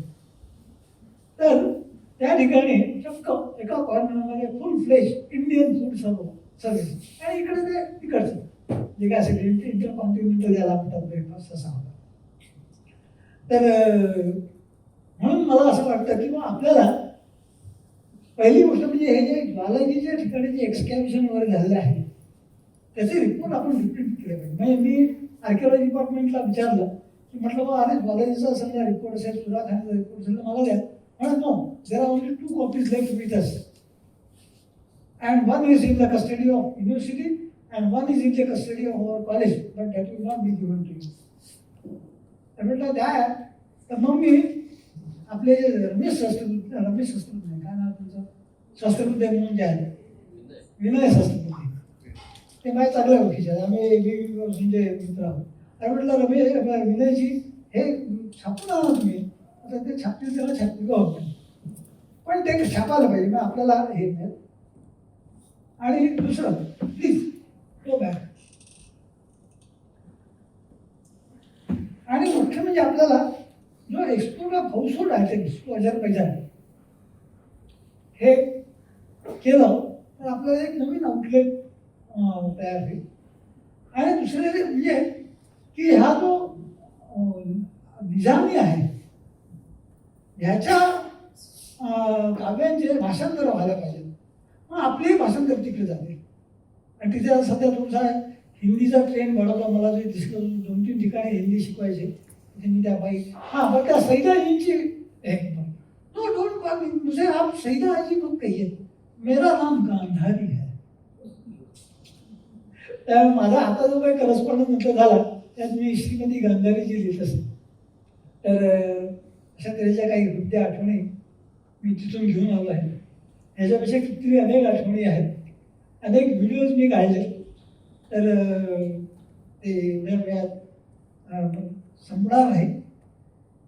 आता तुम्हाला जो मनात येईल तो प्रश्न वापरा, विचारा, आणि मला ज्याचं उत्तर द्यायसाठीच मग मी दिलं.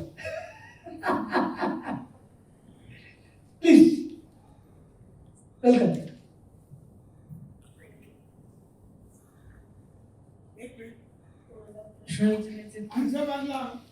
किती वेळ लागतो प्लेननी? इथून साधारणपणे तुम्हाला डायरेक्ट प्लेन नाही आहे. हां, तुम्ही कुवेतला उतरता, तर इथून कुवेतला जायला फक्त 4 तास, 4-5 तास, आणि पलीकडे कुवेत ते अझरबैजान 4-5 तास. हां हां, Kuwait direct to direct flight. एक भारताची वाईट आठवण आहे हां, ताश्कंदला आपल्या शास्त्रीजींचा हो मृत्यू. हो हो. आता अझरबैजान आणि भारताचा संबंध कसा? या क्षणाला ताणलेले आहे. म्हणजे तिथे तुम्ही मला दुसरं एक गंमत सांगतो. मी एका याच्याशी यंग मॅनशी बोलत होतो. तर तो म्हणला की आता तू मुसलमान, तर त्यामुळे ती जागृती म्हणजे जेव्हापासून हे झालेलं आहे, मला असं वाटतं की सगळीचकडे म्हणजे नथिंग बॅड अबाउट इट, त्या लोकांनी त्यांचं ध्येय ठरवलेलं आहे. इस्लामला आज जगावरती राज्य करायचं आहे. आणि त्याच्यामुळे ते साम दान दंडभेद हे सगळे करून तुम्हाला कन्वर्ट करण्याच्या मागे आहे. ही वस्तुस्थिती आहे. ती मला तिथे आली. त्याने मला विचारलं की आपण हिंदुस्थान, हा yes, why do you fight Pakistan. हा प्रश्न मी समजा त्याला एक्सप्लेन द्यायला, पाकिस्तान अटॅक्स अँड दिस. मी एक छान मंत्र शिकलेला आहे. Attack is the best type of defence. आर्मेनियाचं आणि अझरबैजानचं 3 वेळा युद्ध झालेलं आहे. आणि ह्या युद्धामध्ये आर्मेनियाने अझरबैजानला अगदी जसं आपण पाकिस्तानला मिळवलं धुळीस तसं त्यांनी केलेलं आहे. त्यांनी शक्य अझरबैजानचा काही भाग काढून घेतला. मला अजून म्हणजे आता इथे परकीय धोरणाबाबत आणि सुषमा स्वराज वगैरे म्हणजे असल्यानंतर माझं अगदी 100% मत आहे की आपण पाक काश्मीर घ्यायलाच पाहिजे. कारण अझरबैजानचा भाग आर्मेनियाने तोडून घेतला आहे. नोगोर्नो काराबाख म्हणून जो आहे तिथे मला त्यांनी सांगितलं शेजारी मिळालं दोन तू त्या एरिया इट इज डेंजरस. कारण मी गांजा नावाच्या या ठिकाणी होतो त्या ठिकाणी चक्क 3 वर्षापूर्वी त्या मार्केटमध्ये गोळे येऊन पडले होते मिसाईल्स आणि सम पीपल डाईड. त्यामुळे अझरबैजानीज हेट आर्मेनियन्स. म्हटलं for the same reason that you hate Azerbaijanis we hate Pakistanis. No question. हां, एनिथिंग एल्स? एकेकाळी अझरबैजानचा हॅपीएस्ट कंट्रीजमध्ये उल्लेख असायचा. आता आहे का त्या लिस्टमध्ये? एक फक्त सोडलं, फ्रीडम ऑफ स्पीच सोडलं तर उन्हाळ्यामध्ये जी मुलं अत्यंत खातात, आरामात राहतात, पुष्ट होतात ती हॅपीच असतात ना.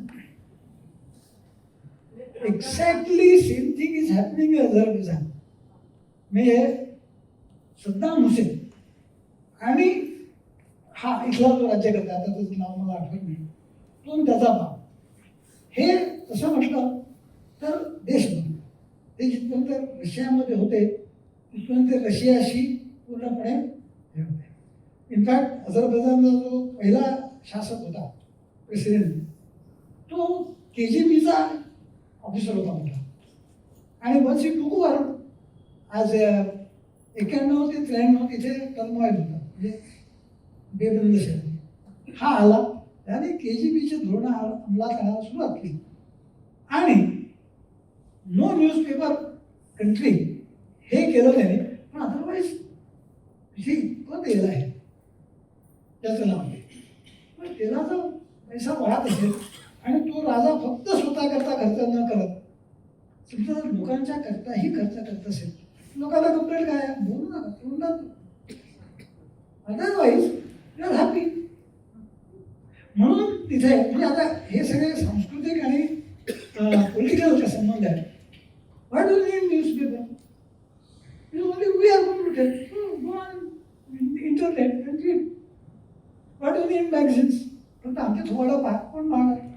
म्हणून अझरबैजानला कोणीही ओपनली म्हणत नाही this is our president the best president. Otherwise ते हॅपी आहे. आणि दुसरी गंमत अशी की त्यांचा म्हणजे मी पाहिलं अझरबैजान दुसरी गोष्ट वर्ल्ड कम्युनिटीज आहे. मी जिथे जिथे गावामध्ये मी गेलो तिथे असा परीघ आणि त्याच्या आतमध्ये घर आहे. त्याचं त्यांनी दिलेलं एक्सपिरियन्स फार चांगला आहे. म्हणजे आमचे पोरं खेळत असतात ते रस्त्यात येऊ नयेत म्हणून ही सगळी व्यवस्था आहे. पण तिथून जाणारा माणूस कोण आहे हे सुद्धा गव्हर्नमेंटचे एजंट पाहतात.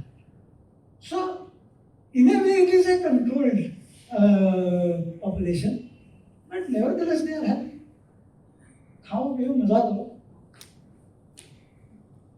रशियातून सुटलेल्या 4-5 देशांपैकी नाही अनेक देश 16 देश कुठले देशात आणि त्याच्यापैकी हा प्रमुख आहे. आणि कझाकिस्तान आणि उझबेकिस्तान, ताजिकिस्तान, वरती मालदोवा किंवा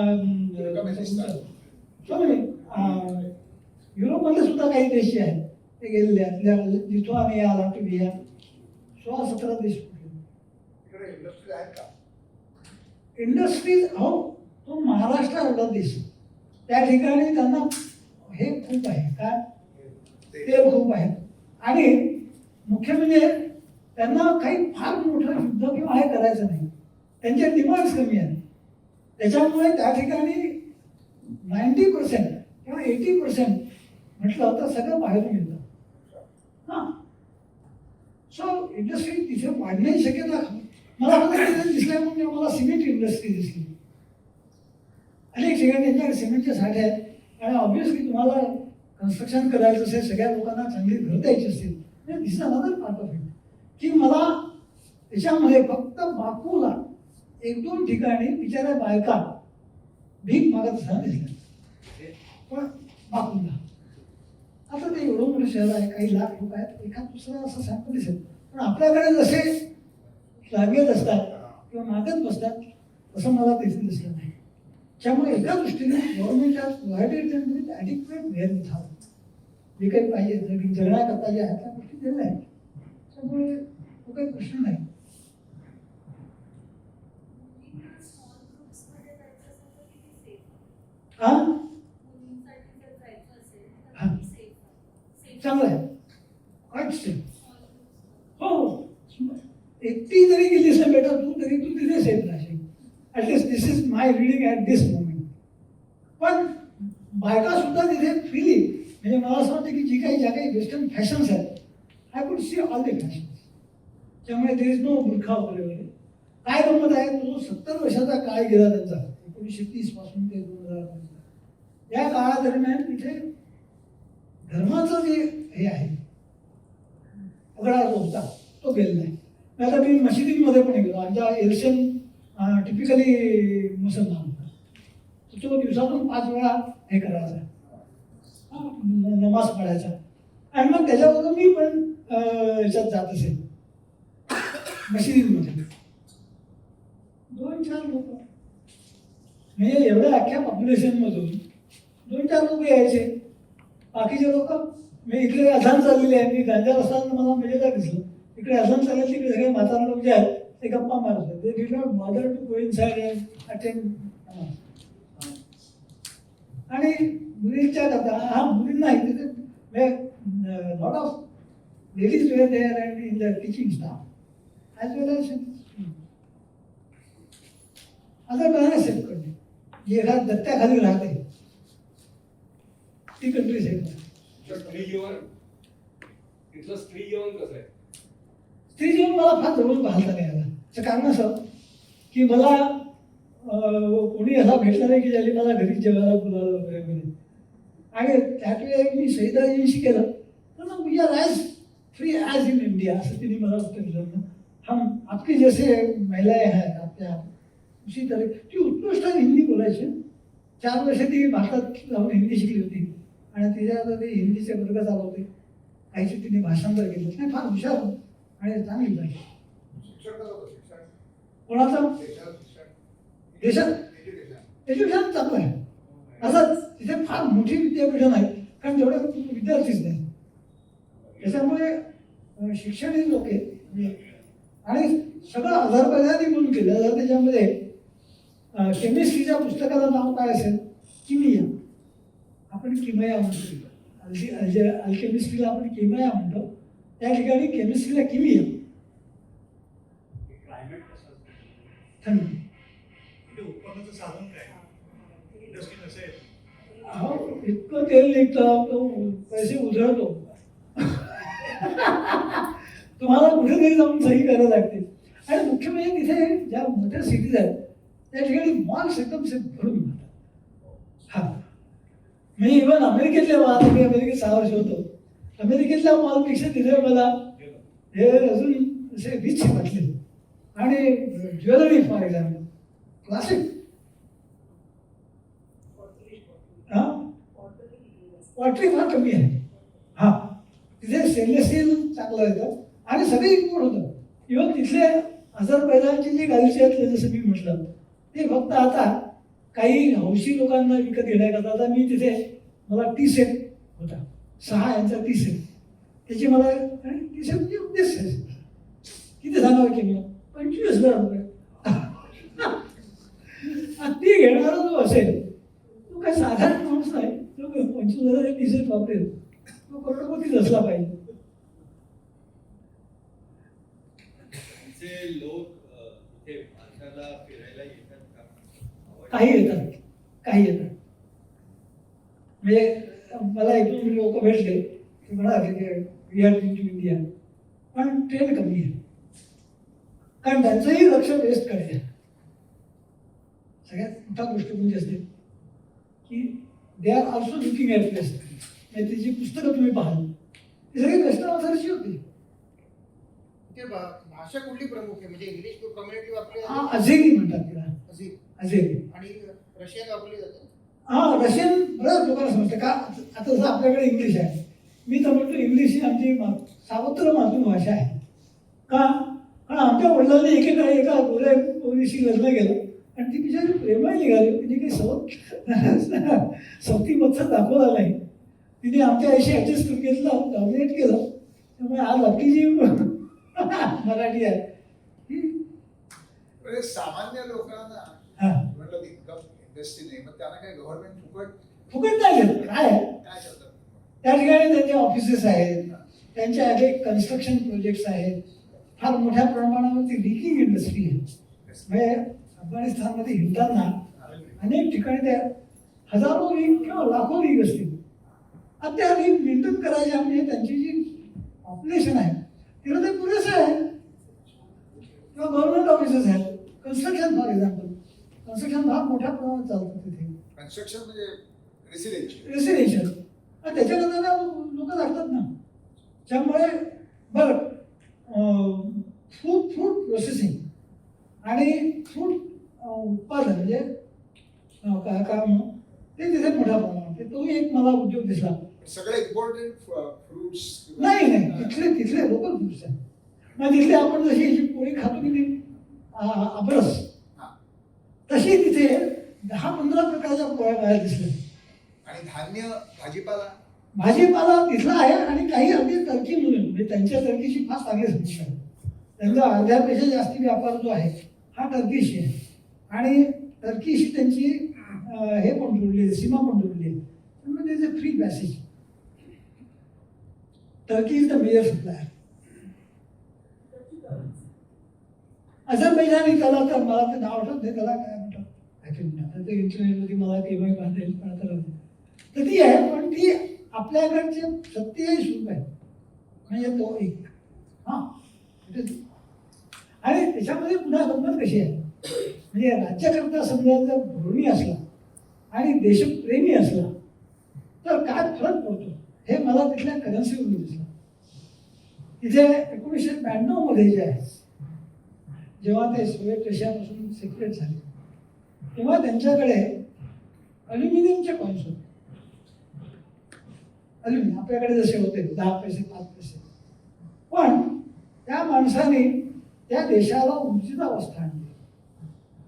आणि आता तिथे जे कॉइन्स आहेत हे एकदम व्हायचे कशाचे म्हणजे मोनेल मेटल किंवा असं तऱ्हेचं जे आहे आज त्यांचीच किंमत भारतात जर पाहायला गेलं तर 15-20 रुपयांपेक्षा जास्ती आहे.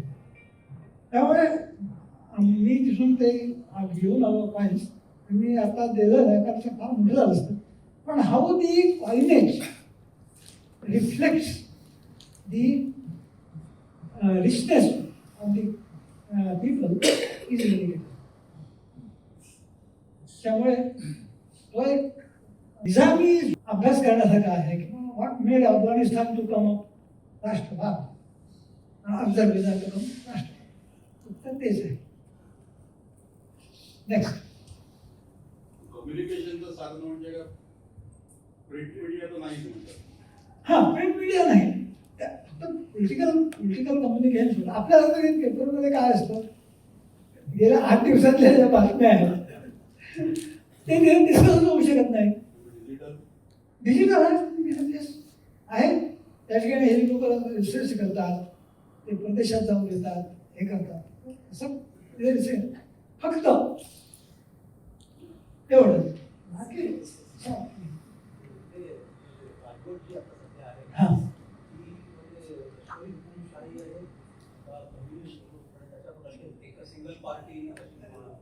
Communism is there in Afghanistan. It is only dictatorship. हां आम्ही म्हणून ते खरं पण तसं कोणी बोलत नाही. आणि ते म्हणजे ती डिक्टेटरशिप आहे. करेक्ट धन्यवाद. डिक्टेटरशिप माझ्या मते बऱ्याचशा लोकांचं समाधान झालेलं आहे. आता आपण थांबूया का? बरं बरं प्रश्न नाही. खूप छान प्रश्नोत्तराचा कार्यक्रम झालेला आहे. मी स्वतः अझरबैजानला जाऊन आले होते, त्याच्यामुळे यांची माहिती ऐकताना मला खूप गंमत वाटली. आणि ते जसं म्हणाले की सगळीकडे रिग्स असतात, तर आमचा ड्रायव्हर आम्हाला सांगायचा त्याला पण फार काही यायचं नाही, आम्ही गुगल ट्रान्सलेटर वापरून त्याच्याशी कम्युनिकेट करायचो. तर जाताना पाईपलाईन दिसल्या आपल्याला, बांद्राच्या खाडीवर वगैरे दिसतात तशा. तर मी म्हटलं हो यांना पण कास्पियन सी ना, पाण्याचं काहीतरी व्यवस्था करत असेल. तो म्हणा no no no, oil oil. म्हणजे आपल्याला पाण्याच्या पाईपलाईन दिसतात तशा तिथे तेलाच्या पाईपलाईन असतात, आणि जिथे बघावं तिथे आपल्याकडे पाण्याचे हापसे असतात तसे तेलाचे.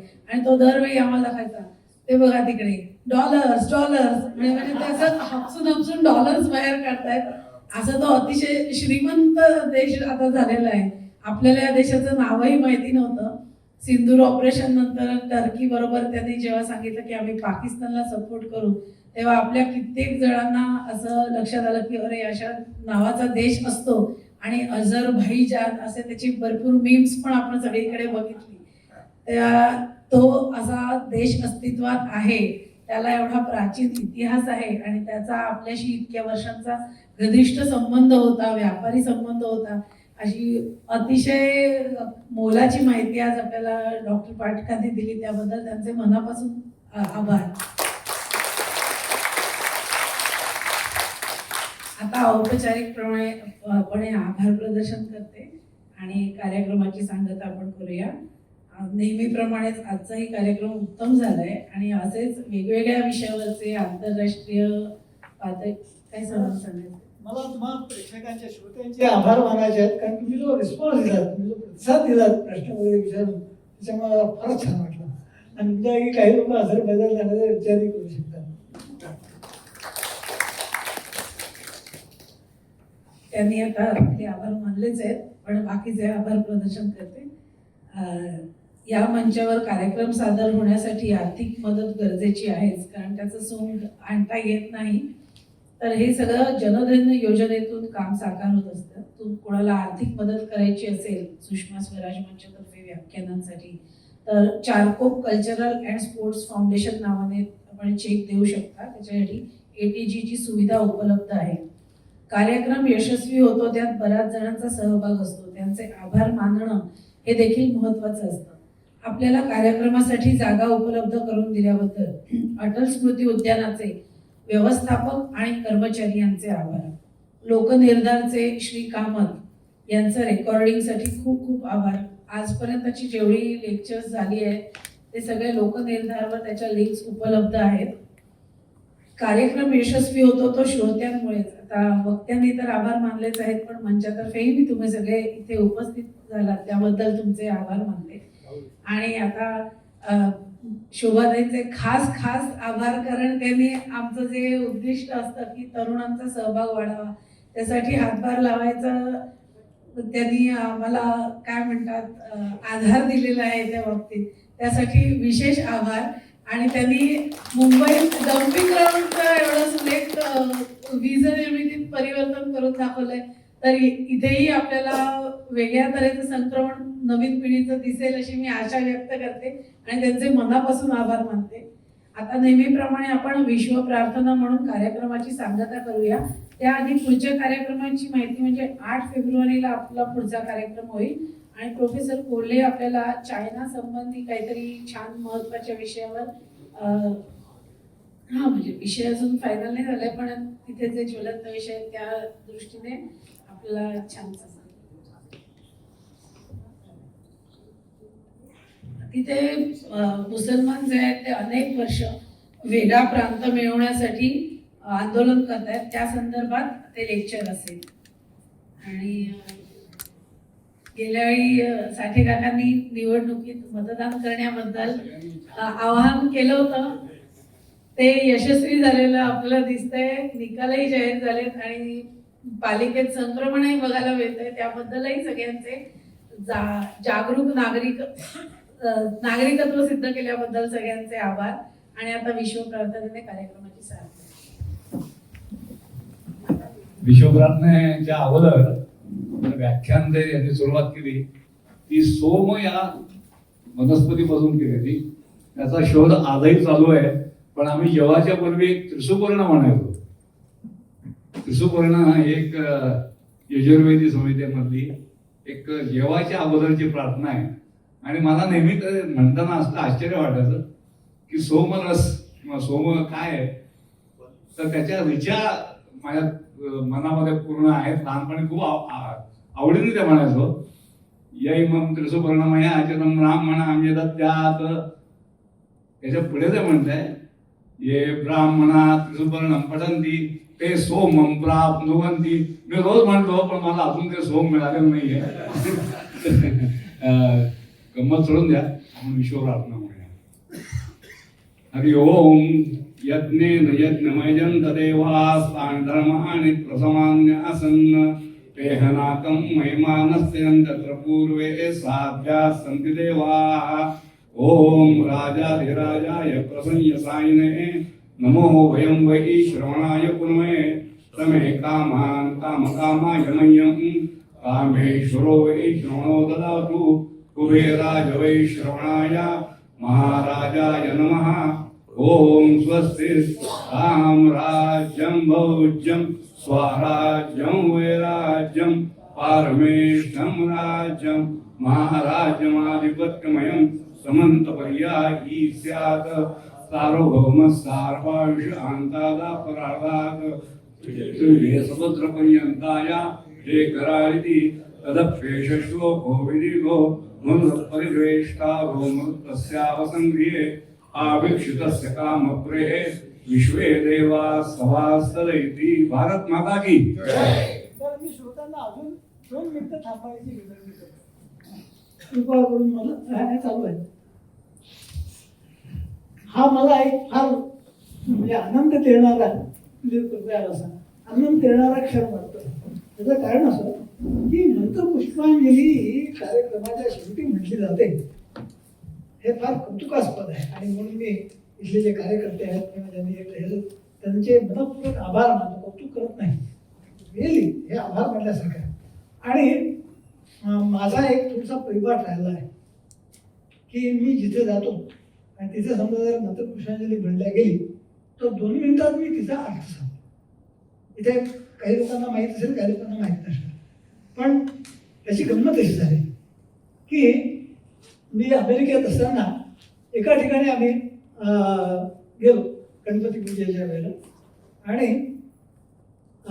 त्या ठिकाणी सगळ्यांनी आम्ही मिळून म्हणजे असंच मंत्रपुष्पांजली म्हणली. तर एक गोरीबाई त्या होस्टकडे गेली. You chanted something wonderful, what is the meaning of it? म्हणलं पाठवची.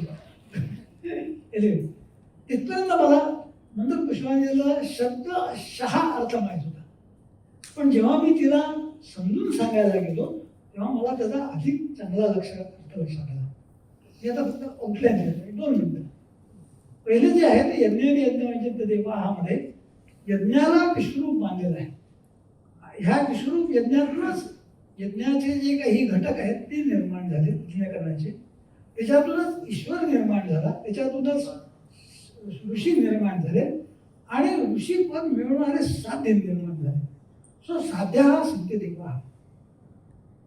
विश्वाच्या उत्पत्तीपासून तर मनुष्य निर्मितीपर्यंतचा हा प्रवास या एका अनुच्छेद दिला आहे.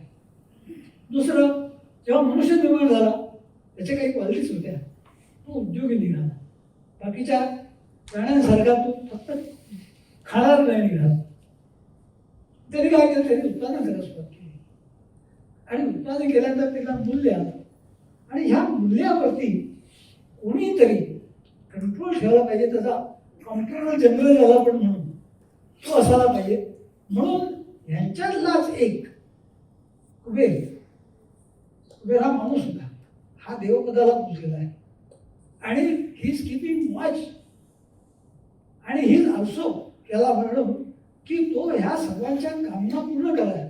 सगळे काम कामाय म्हणजे मी कामना करणारा तो माझ्या कामना पूर्ण करो. असा कोण? कुबेराय वैश्रवणाय महाराजाय महा. ऑफिसमध्ये बसलेला अकाउंटंट किंवा हेड अकाउंटंट कोणालाही कंट्रोल करू शकतो. हे साहेब जमत नाही. जर तो So he is the Comptroller General. He can control. Then what happened?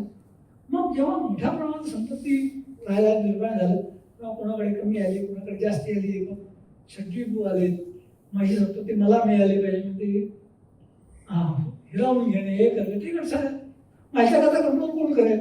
याच्याकरता मला राज्य संस्थेची स्थापना करावी आणि या राज्य संस्था कशी अनेक प्रकारच्या ओम स्वस्ती, सगळ्यांचं भलं हो, कम्युनिस्टांचं भलं होऊ नये, यांचं भलं असं नाही, सगळ्यांचं कोण कोण साम्राज्यम, वैराज्यम, पारमेष्ठ्यम, हे सगळे याचे प्रकार आहेत.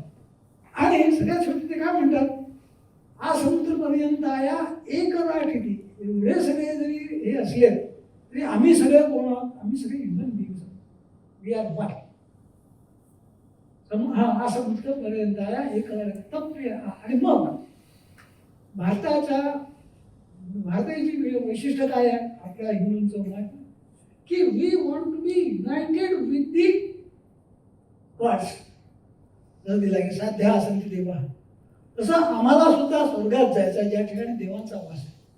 पण आपल्याकडे एक माणूस झाला मरुत्त. ह्या मरुत्ताने काय करावं? ह्या मरुत्ताने इतकं पुण्य केलं, अश्वमेध यज्ञ केले, जे काय असेल ते, की त्याच्या दरबारामध्ये देव येऊन बसायला लागले. सो मृताच्या दरबारात देव येऊन बसतच नाही, त्याला स्वर्गात जायचे सुरू आहे का? स्वर्गात याचकडे आला. दुसरं, वेदांमधले जे स्वर्गीय वारे आहेत मृत, ते मृत त्याच्या देशामध्ये वाहत होते. म्हणजे तो अख्खा देश जो आहे हा पवित्र झाला होता, ही त्याच्या मागची भूमिका आहे.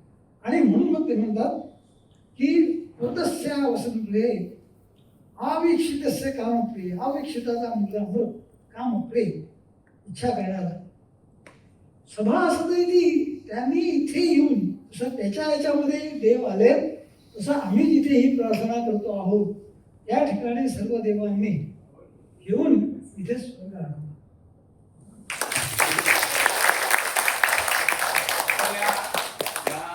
मंचाची स्थापना केली त्यावेळेला सुरुवातीपासून आपण 2 वर्ष, आता 3 वर्ष होत आली, आपण या प्रार्थनेचा अर्थ असलेला एक पॅम्पलेट सगळ्यांना पाठवत होतो. मला वाटतं बऱ्याच जणांकडे असेल पण, आणि आता परत ते आम्ही येणाऱ्या माणसांना देऊ, आम्ही देऊ. पण याचा अर्थासहित आम्ही ही प्रार्थना सगळ्यांना दिलेली आहे. माझ्याकडे तुम्ही असा अर्थ दिलाय का तर माहित नाही, कारण हा मला वेळेवरती उलगडलेला अर्थ आहे. मी तुम्हाला माझ्या पुस्तक आहे माझी मतपुष्पांजलीचा अर्थ म्हणून, त्याचं मी तुम्हाला झेरॉक्स पाठवतो, तुम्ही ते पाहून घ्या. होय.